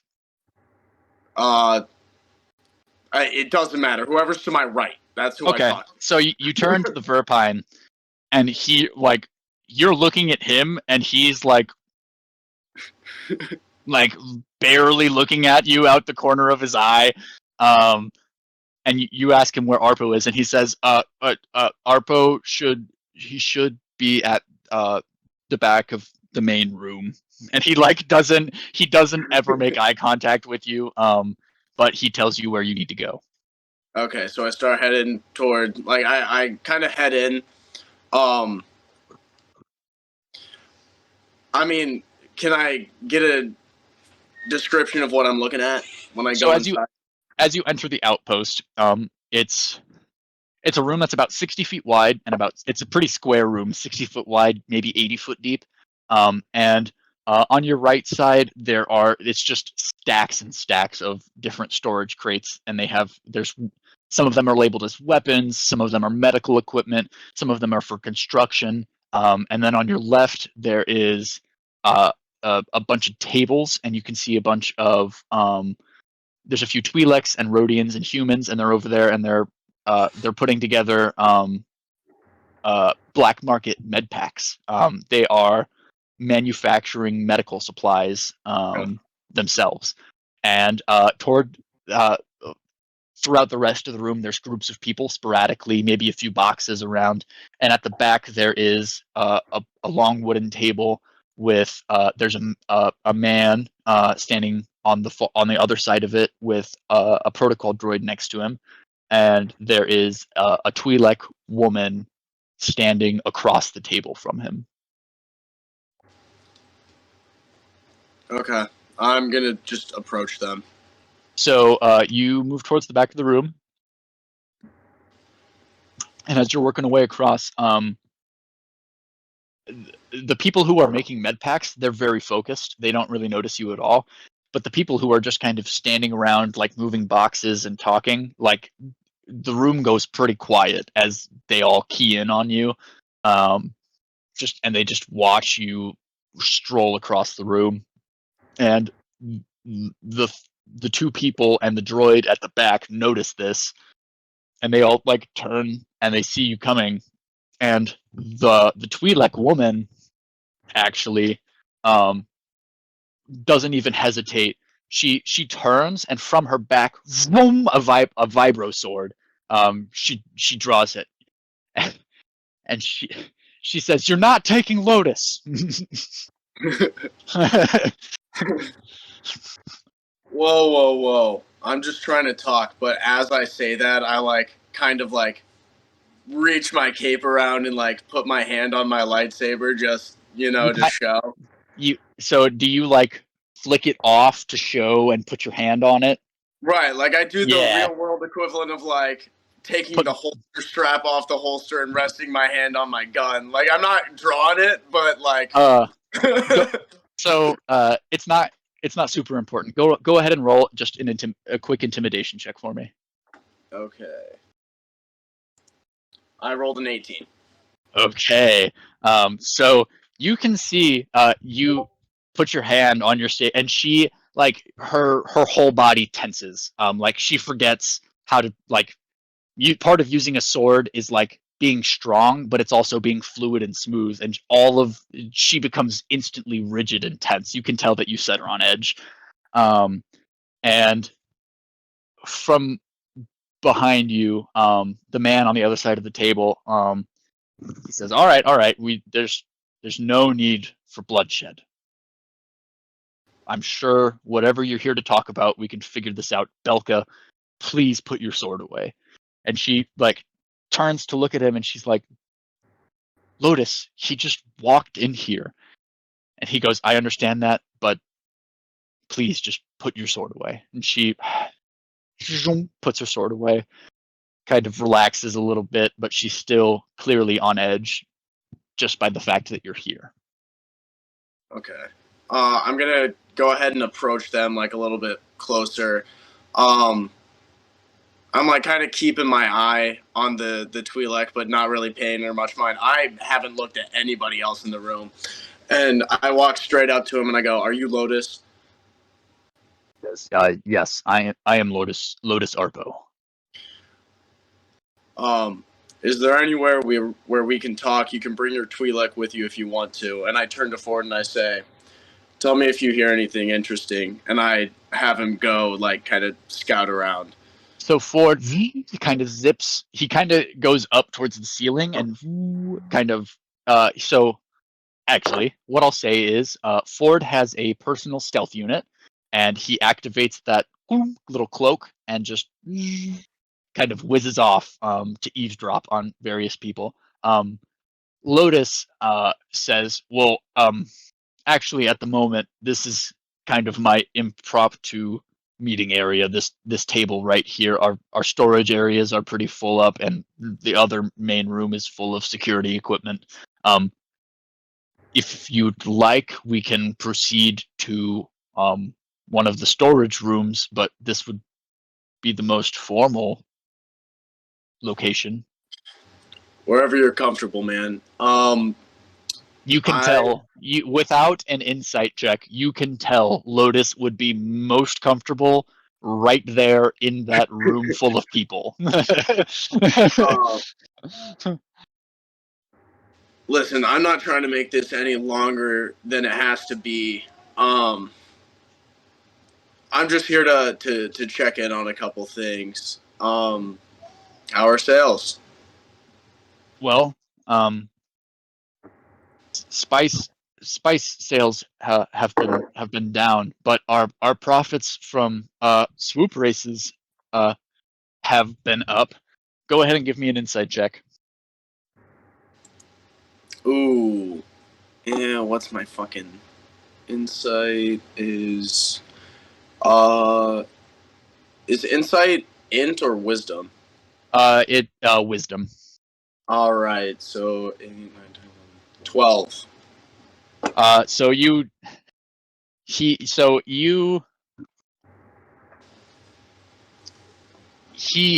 when he Can I said use my, that actually, now that you're asking, just because you asked, can I use my force sense? force, hold on, let me look at force sense. I'm not really sure what it is. That's why I want to try it out mostly, because it just says the ability to reach out and detect life force around you, force perception, wisdom mod. So that would What's the intent of that? really, that is one, that is kind of a Blake thing, like how he can look around, and two, that is like if you were in like a dark room, you could use that to essentially see in the dark. Okay, gotcha. Okay, forget that. Okay. So as he says this, but profits from swoop bets and races have been up. Like it's not confident. You can tell that he's lying. Gotcha. Well, maybe not that he's lying, but that he is not being entirely truthful. Right. Well, that's good to hear. I was told that quotas were being failed, or quotas have been failed to be met. Do you have a reasoning for me? And he is kind of stuttering and like choking on his words. I mean, you're leadership here, right? So you should know what's going on and understand the capabilities that you have. Can you give me a reason that quotas aren't being met? Give me another insight check. That was a nat 1. Okay. I would much rather have rolled a like intimidation check, but okay. Well, actually, no. Yeah, go ahead and do it, because you're sweating him right now. Give me an intimidation check and do a reroll. Yeah, that was a 13. Okay. So. Oh, and he just rolled a nat 1. Yeah, you can tell that he is actively trying to come up with a lie. Like he is trying to come up with a story.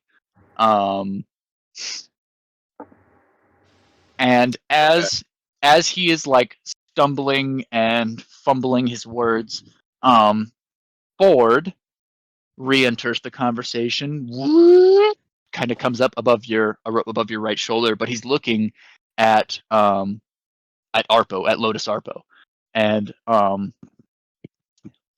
Ford says, "Lotus, I would like to inquire as to how a unprofitable gang is able to afford brand new swoop equipment.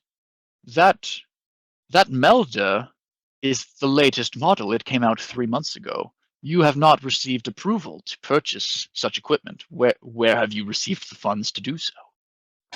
And Lotus is now shitting himself. Like his eyes are wide. He doesn't have he doesn't have an excuse. How do you want to press this?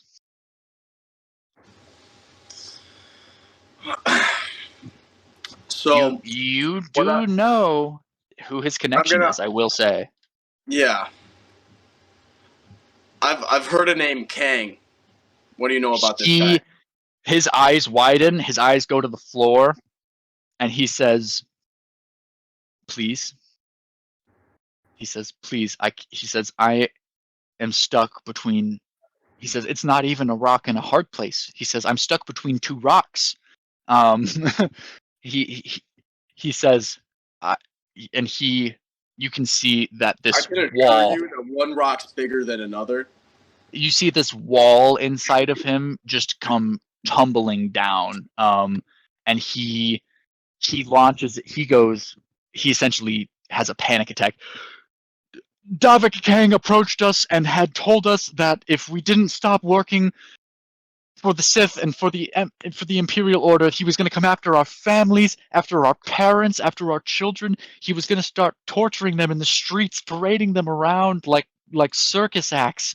He told us that if we didn't help him, he would do unspeakable things to us in public. I can't imagine my son going through that in front of me being forced to watch him do that. Davik has been giving us millions of credits to pour into swoop equipment and swoop bikes and spice production, and while Lotus is waterfalling this information at you, which does fall under the realm of treason, you see on the side of Ford, his blue light, there's a single LED essentially, boop boop, that starts blinking red, and that is a beacon. It's essentially a distress beacon, which gives off your location. And Lotus continues to just pour, and essentially he is confessing his sins to you. He's telling you, he gets done telling you about his dealings with Davik Kang, and he starts launching into that terrible thing that he did 6 months ago, and starts just confessing his sins to you. And he says Davik Kang he brought me to his estate in the upper city. It's actually not far from the embassy. It's and he's just stumbling and fumbling over his words. I'm just gonna look at him and go, see, we didn't have to do this the hard way. You could have just started with that. I think I might be able to take care of your problem for you. He kind of rubs his head and goes, what do you mean? I mean, sounds like this Kang guy's been giving you a hard time. You've been working with the Sith. Why don't we do you a favor and then you pay your goddamn quotas, okay? I'm gonna need you to give me a deception check. 10 and then deception. DC of 12. Or 14. Okay. So he takes a few deep breaths and collects himself, and you see he kind of has this new steel about him, and he goes, okay, Davik Kang, he works for the Hutts. He was working for someone else, but now he's working for the Hutts, and he has been pouring millions and millions of credits into the underground medical black market specifically. And he kind of goes into detail about how Davik is he's like it's almost like a Genghis Khan kind of vibe. Like he's like, I'm really fucking good, and he's the only one who believes it. So he goes around taxing people, paying them, making them pay for protection, XYZ. And he explains all of this to you. And he tops it off by an old school mafia kind of vibe from this guy. And he tops it all off by he leads you and Ford over to a terminal where he pulls up a city map and he shows you exactly where Davik's estate is. Cool. Is there anything else you'd like to do? Yeah, I'm gonna turn around, take 2 steps, and kind of stop, not look at him, but just say it as I'm leaving. I'm gonna go, and I meant it when I say pay your goddamn quotas, or I'm gonna be back. So, okay, and is that final? Yeah, and then I'm just gonna walk out the door. So, as you approach the door, typically the door would open when you were about 10 feet from it. You're about 30 feet from the door when it opens. And on the other side of it is a 12-rank squadron of Imperial troopers. That little red light that Pori was flickering was the Hidden Becks have engaged in treason against the Imperial Order, and that is unacceptable to the likes of Falk Ferric. And as you exit the Hidden Deck base, this squad of Imperial troopers goes past you in the other direction as an executioner squad. And as you exit, the door seals, and you hear behind the sealed door. Whoa! And you didn't even give me an attack of opportunity. What if I And- wanted oh. to fuck those guys up? That's not your job right now. And with that, I thought my job was to get this guy to pay his quotas. He can't do that shit if he's dead. your job was to find out where Davik Kang was and to then eliminate him. Oh, okay. Then yeah, I don't give a fuck about those guys. Fuck that guy. No, you don't. Alright. So, at this point, we are going to cut away. How are we all feeling? I We all feel good? Hell yeah. I Okay. think I need another beer. All right. Let's do a drink and bathroom break real quick for everyone who needs it. Dope. Mom says hi, by the way, Alex. Tell mom that I say hi as well. Got it. Tell Holly I said hi. No, all right. Everyone says hi. I'll just text her myself. Oh, I see. Wait, Nathan. Yeah. What?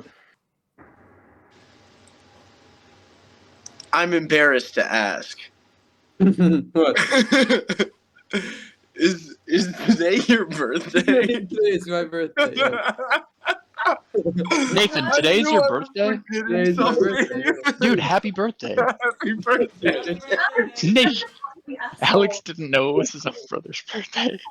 Dude, I don't really I'm care. I so don't mind. I've been so fucking busy today. Like, no, I've been doing school since the moment I woke up until I got on this fucking call. Oh, I don't blame you, dude. It's finals week for me right now. This is the first day I've had off for finals. I mean, it's How are ridiculous. finals going? I heard you did another hackathon or some shit like that. No, I didn't do another hackathon. I got fucking conned. Wait, what? They said it was a hackathon. It was some business shit. It was dumb. It wasn't a hackathon. They tricked us. Wait, what is hackathon? You go in, a ton of tech people gather together. You go into a room. Some judges come out and they say, "Here's your prompt. We want you to create a solution for it, implementing, some technology aspect." And then you make your solution in like 48 hours. You come back after the 48 hours are over and say, "Here's what we built," and they decide on what's the best solution. Okay. It's So, a science fair for Yeah. constantly.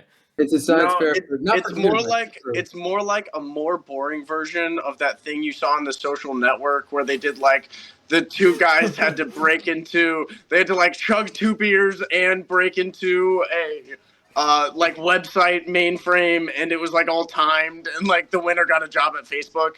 It's sort of like that. It's more like it's like those two combined. It's like a science fair mixed with the Social Network fucking guy.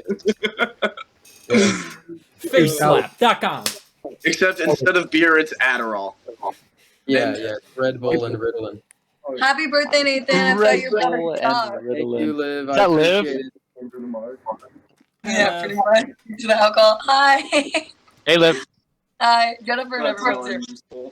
You kept it cool. Thanks. Jennifer and everyone's here? Yeah. Oh, have fun. Okay. Hi, guys. Bye, Liv. I've got to say, Yeah, those flowers you got her look like shit. Just kidding. I'm kidding. fucking asshole. I'm kidding.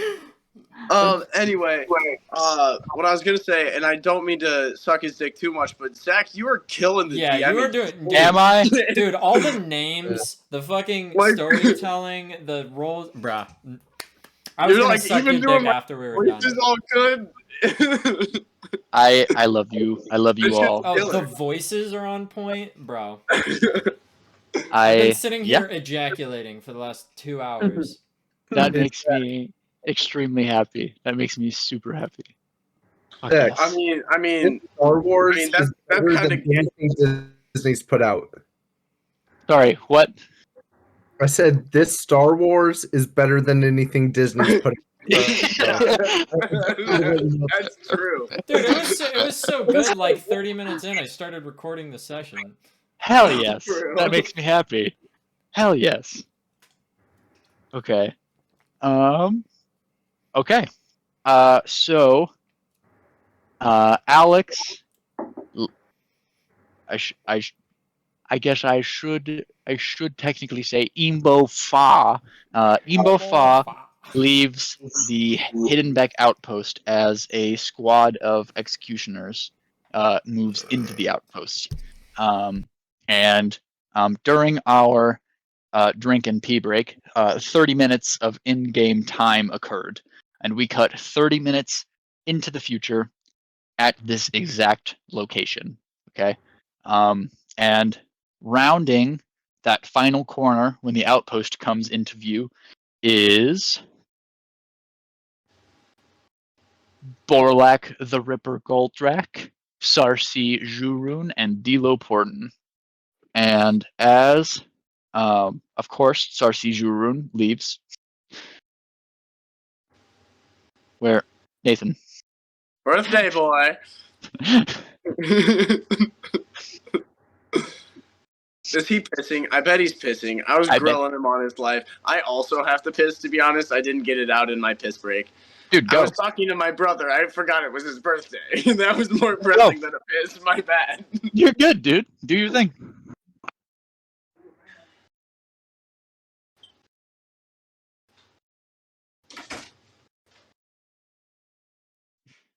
I've got multiple whiteboards for drawing out combat, and I'll be honest, I don't think we're actually going to get to any combat tonight. Justin, you're muted. One thing I will make a note of, and it's more of probably just that you have a new headset, but whenever you're making like loud noises, you're peaking your mic. Oh, am I? Yeah, it just comes out garbled. We don't have to fuck with it now, but if you want, I'll help you figure out how to turn the gain down on your mic. Yeah, I can. Yeah, but like, is this okay? Like, Yeah, this right yeah. here? When you talk normally, you sound just fine. It's just when you're making like very loud noises, you'll peak your mic, or when you put your hands around when you cup your hands around your mic. When I do that. Turn your volume down. No, it has nothing to do with my volume. No, and it's all about. everything. It's about me yelling into the microphone. Yeah, when you peak a mic, it just doesn't make noise. Yeah. Idiot. Okay. So we cut. Is Nathan? Do you exist? Yeah, I'm here. Sorry. Okay. So we cut 30 minutes into the future at this exact location, this exact walkway outside of the Hiddenbeck outpost.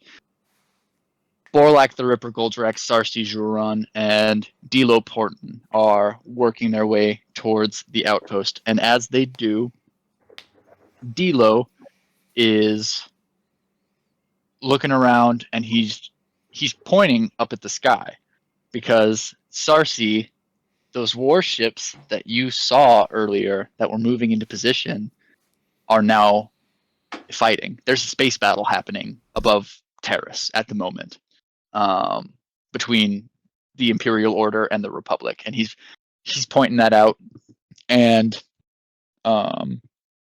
he makes a comment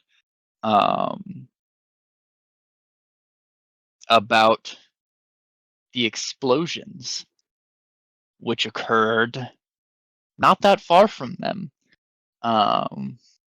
Little does Dilo know he is actually referring to the explosions that occurred with DC-16 and Shulk Nista's situation. He's do you think those explosions could have been related to what's going on up there? I mean, they're not supposed to fight on the surface, are they? Shots miss sometimes, D-Lo. Not when I shoot them, but every once in a while. Not worry when about I shoot them. Sorry, I wasn't ready for that. And Dilo's like, but for a stray shot to come down from orbit and cause that much damage. And as you're looking, I'm kind of in a weird spot. So the space battle is happening like up here, and you can see the smoke from the explosions kind of like over to your right. And he's like, it just doesn't make sense. Because it just doesn't. And as you're moving along the walkway towards the Hiddenbeck outpost, you see from the side of the apartment building that the Hiddenbeck outpost is actually in, there is like a little loading bay type thing, and you see an Imperial troop transport take off and zip away from the building. Any comments about that? Yeah, I'm gonna turn to D-Lo and say, I see what you mean about terrorists now. Let's get in and out of this place as fast as possible. He goes, it's a shithole, am I right? And you continue to move your way towards the outpost. And at this point, Trent, you specifically are set on edge, because there are no guards outside the doors.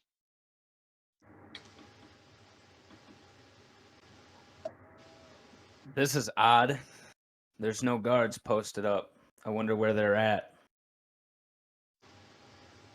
So you actually, Trent, go ahead and make a perception check for me.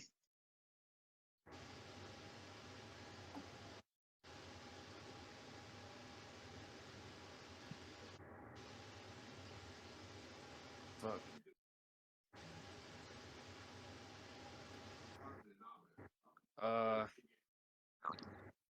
Hold on. What is going on? He's turning his 4 into a 20. Give him a second. I like how Trent's name on Discord is I need a drink. I'll change it to his. I rolled a 10. Is that plus your perception bonus? No, plus the perception is 3. So Okay. 13. Sorry. No, you're good.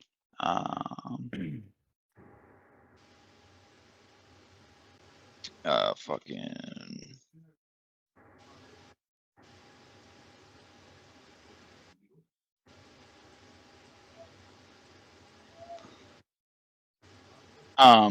So on a 13, you for one, you notice that the guards aren't there, and that puts you on edge. But you also,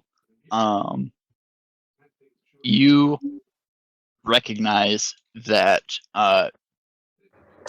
troop transports are not something that are typically used, especially like on Terrace specifically, because of how strict the Teresian government is about ground combat. So the fact that there was a troop transport there is just extremely strange, because they shouldn't be moving troops around on the surface anyway. All right. So what are my options then? Like, you can inform your allies of that it's weird that there's a troop transport.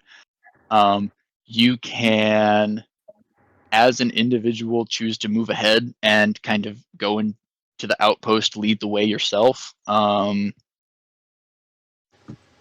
okay, so first, since I'm on edge, I want to draw my giant fucking vibro axe. Okay, so And- so to describe the weapon, it is it's about this long because he's a big motherfucker, and it's got essentially like a headsman's axe head at one end, and then at the other end is like a bludgeon, like a mace, and yeah, it's a badass weapon. So I'm gonna draw my vibro axe, and then I'm going to make notice with the group that troops don't usually get moved on Taurus, like you said, with the strict government and whatnot. So we should proceed with caution.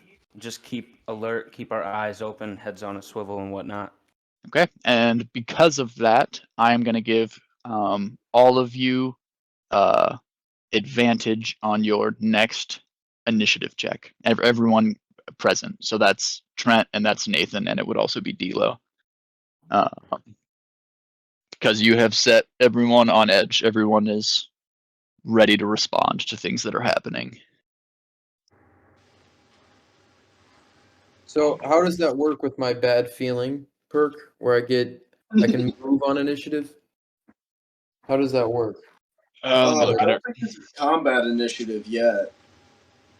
This is just a perception check, right? Correct.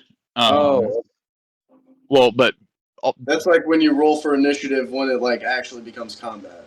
yes, bad feeling is actually so like you would roll and then you could move. got it. Yeah. Cool. Nathan's got the Han Solo effect as a perk. Yeah. Yeah. So Just shoot the party first, Nathan. the party's on edge. Just D'Lo say you has- want to cosplay Harrison Ford already. D'Lo is I mean, he's a decent shot, but he's not a heavy hitter or anything. So he has just a small holdout blaster that he draws. Nathan, are your weapons holstered or drawn? I'm not going to draw my weapons because I'm a quick shot. I'm a Fair quick enough. draw guy. You have quick draw. Right. So as the party proceeds towards the front doors, you approach them, and when you hit the 10-foot barrier where the door should open, there's nothing. Can I roll like an investigation or something, or maybe a Yeah, technology? you could roll investigation to try and figure out what's going on with the door. You could do security to try and pick the lock. I can do technology use or repair. I have +9 in repair. It does not I count mean, as repair. the door's not broken. Oh shit. Okay. I'll do an investigation. The door's locked. Okay. Can I kick the fucking door in? Trent, not broken. Trent, What give does that me mean? an acrobatics or an athletics check. Trent is Fuck yeah, rolling. Trent. Trent is rolling to kick the door in. Let's fucking go. Athletic. You're like a big, Also- beefy lizard boy, right? Trent He's is a big Trent boy. is an 8-foot tall Gamorrean. Right, pig boy. He's a Pig- giant- Oh. Yeah, Like the the guards Gamorrean at guards Jabba's. are pig people. Yes, Zach, yes, what yes. was He's I like a rolling for giant again, Zach? boy, actually. Athletics. Athletics. Where the fuck is that? Bottom of the skill sheet. I was thinking of what are they? Or not basilisks? Okay, so with the modifier, I got a 17. So it's a blast steel door. So I'm gonna say you kick the door and you put a dent in it, but you don't break all the way through. Fuck. All right. Can I try picking the lock? You could try The fixing the lag door is now. fucked up right now. Sorry. You could try fixing the door because Trent picked it. Fix the door and it goes. Now, it wasn't broken before. Now it's broken. Now you can fix it.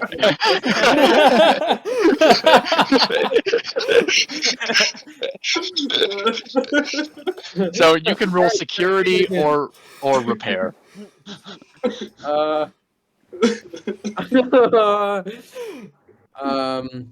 I can't pick it. You said I can't pick it. I can't try.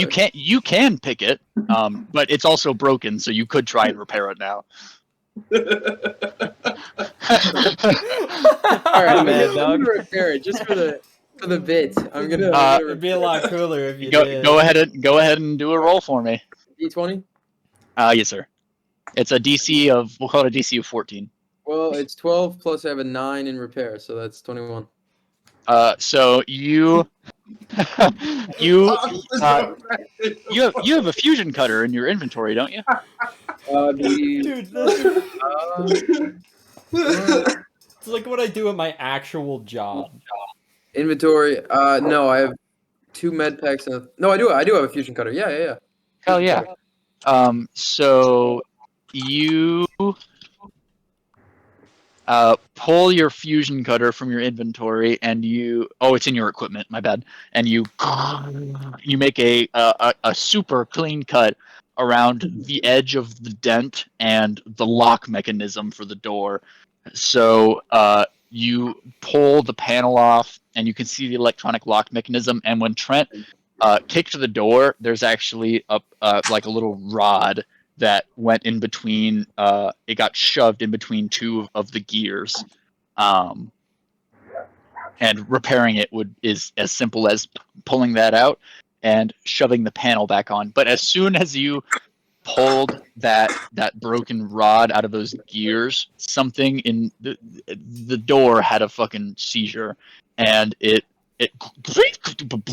went through its basic diagnostics and unlocks itself, boom, and opens up, and the interior of the Hidden Beck outpost is available and clear to all of you. And as you enter, it is gruesome. There are bodies and parts of bodies strewn over the tables where it appears people were making med packs. A massive mound of crates is in one corner and ablaze. It's on fire. And towards the back of the room, there is a protocol droid that has just been decimated, blown to bits. And there is a man who is like lying across the table. He's dead, and there are like trails of blood that are going like to different parts of the outpost. Okay. I'm gonna pull my gun out of my holster now.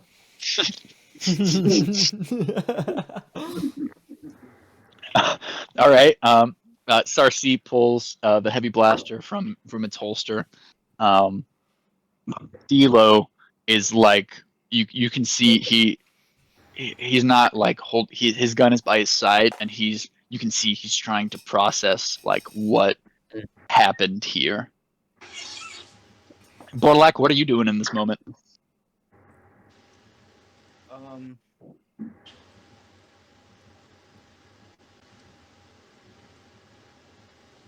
I have no fucking idea. Fair enough. You could launch an investigation, try and figure out what happened. You could. Yeah, let's do that. Let's do an investigation. All right. Go ahead and roll a d20. All right. Plus your investigation mod.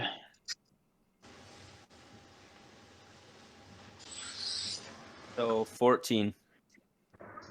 And that's plus your investigation? Yeah, that's with the mod, yeah. Okay. So you don't have a super clear picture of what occurred, but based on the fact that you saw that troop transport leaving, and because of the like kind of clustered like pattern of fire, you can tell that this was strategically done by people who were military trained, and it was the Imperials. You know that the Imperials were the ones who did this. You kind of looking at the ground, you can tell like a bomb went off here, a bomb went off here, someone died here and crawled into that, or got wounded here and crawled into that room. Someone got wounded here and they crawled over there and they're dead over there. And you see there's one blood trail that kind of goes from near the table to one of the like storage closets along the back wall. Okay, so I'm gonna follow that trail and go check out the storage closet. So you open the door to the storage closet, and hunkered inside, she's kind of like leaning on a small barrel of like cleaning agent, and she has a holdout blaster and she's pointing it at you, is a small Twi'lek woman, and she is bleeding heavily from her chest. She has been stabbed through the chest. Okay, so I'm going to use one of my med packs to keep her from dying, and proceed to question her about what happened, and yeah, just like what the fuck happened. I need you to make a dexterity saving throw for me. All right, what does that mean? So you're going to roll a d20 and then just add your dex modifier to it, which is your character's reacting to something that's trying to like get them, you know. All right, so I got 13. So as you are reaching out to apply this med pack, she pulls the trigger. a single blaster round grazes your left shoulder, and you take 2 hit points of damage. Okay, so immediately after, I snatch the fucking blaster from this bleeding bitch. But you successfully apply the med pack to her, and she like, so you snatched the gun from her, but like she like didn't realize you were gonna help her, so you have her gun, and she's like, I'm sorry, like Yeah, so before I twist her fucking head off, I ask her like what happened and why the soldiers were raiding the outpost and everything. She goes, do you want to make a persuasion, intimidation, or do you just want to straight up ask her? Let's do intimidation. Okay. Just to.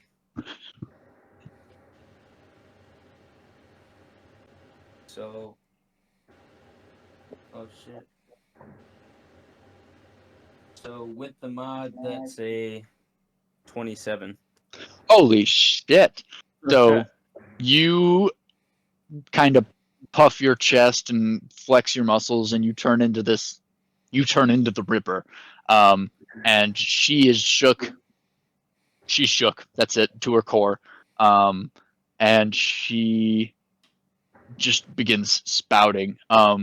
She goes, some weak way Sith showed up here earlier with some fucking droid, and they started asking all these questions about the stuff we've been doing, and then a squad of troopers showed up and just started blasting everyone.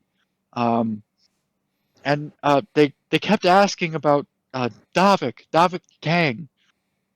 And as she is saying Davik's name, Trent, in your inventory, you have a distress beacon.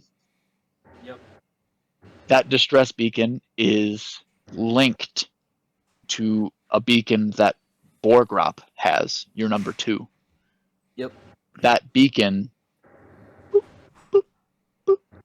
starts to go off. Okay. And for our other party members, that distress beacon is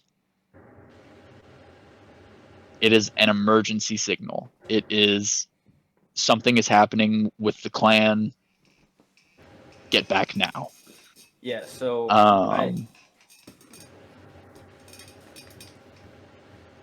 I immediately drop what I'm doing and just return to the broken protocol. So as you drop the woman's blaster, you're looking at the beacon. Dilo, he's what is that? What's going on? So this is a distress beacon that my right-hand man has, and so somebody I love back at the den might be in danger, so I need to get the fuck out of here right now. Hold on. Before you go.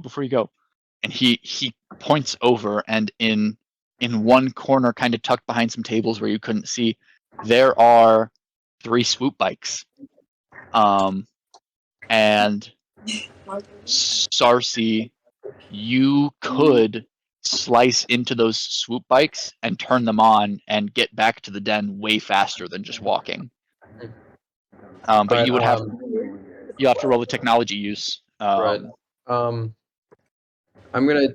And Dilo, in a moment of passion, inspires you, which adds 1d4 to a failed skill check.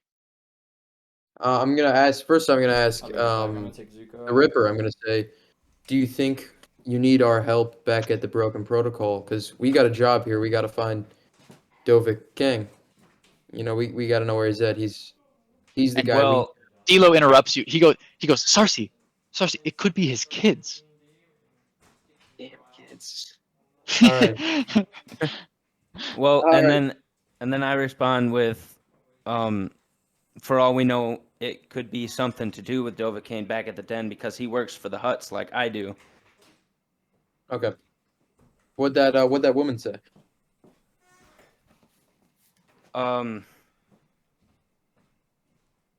Fuck. She told you about Davik Kang.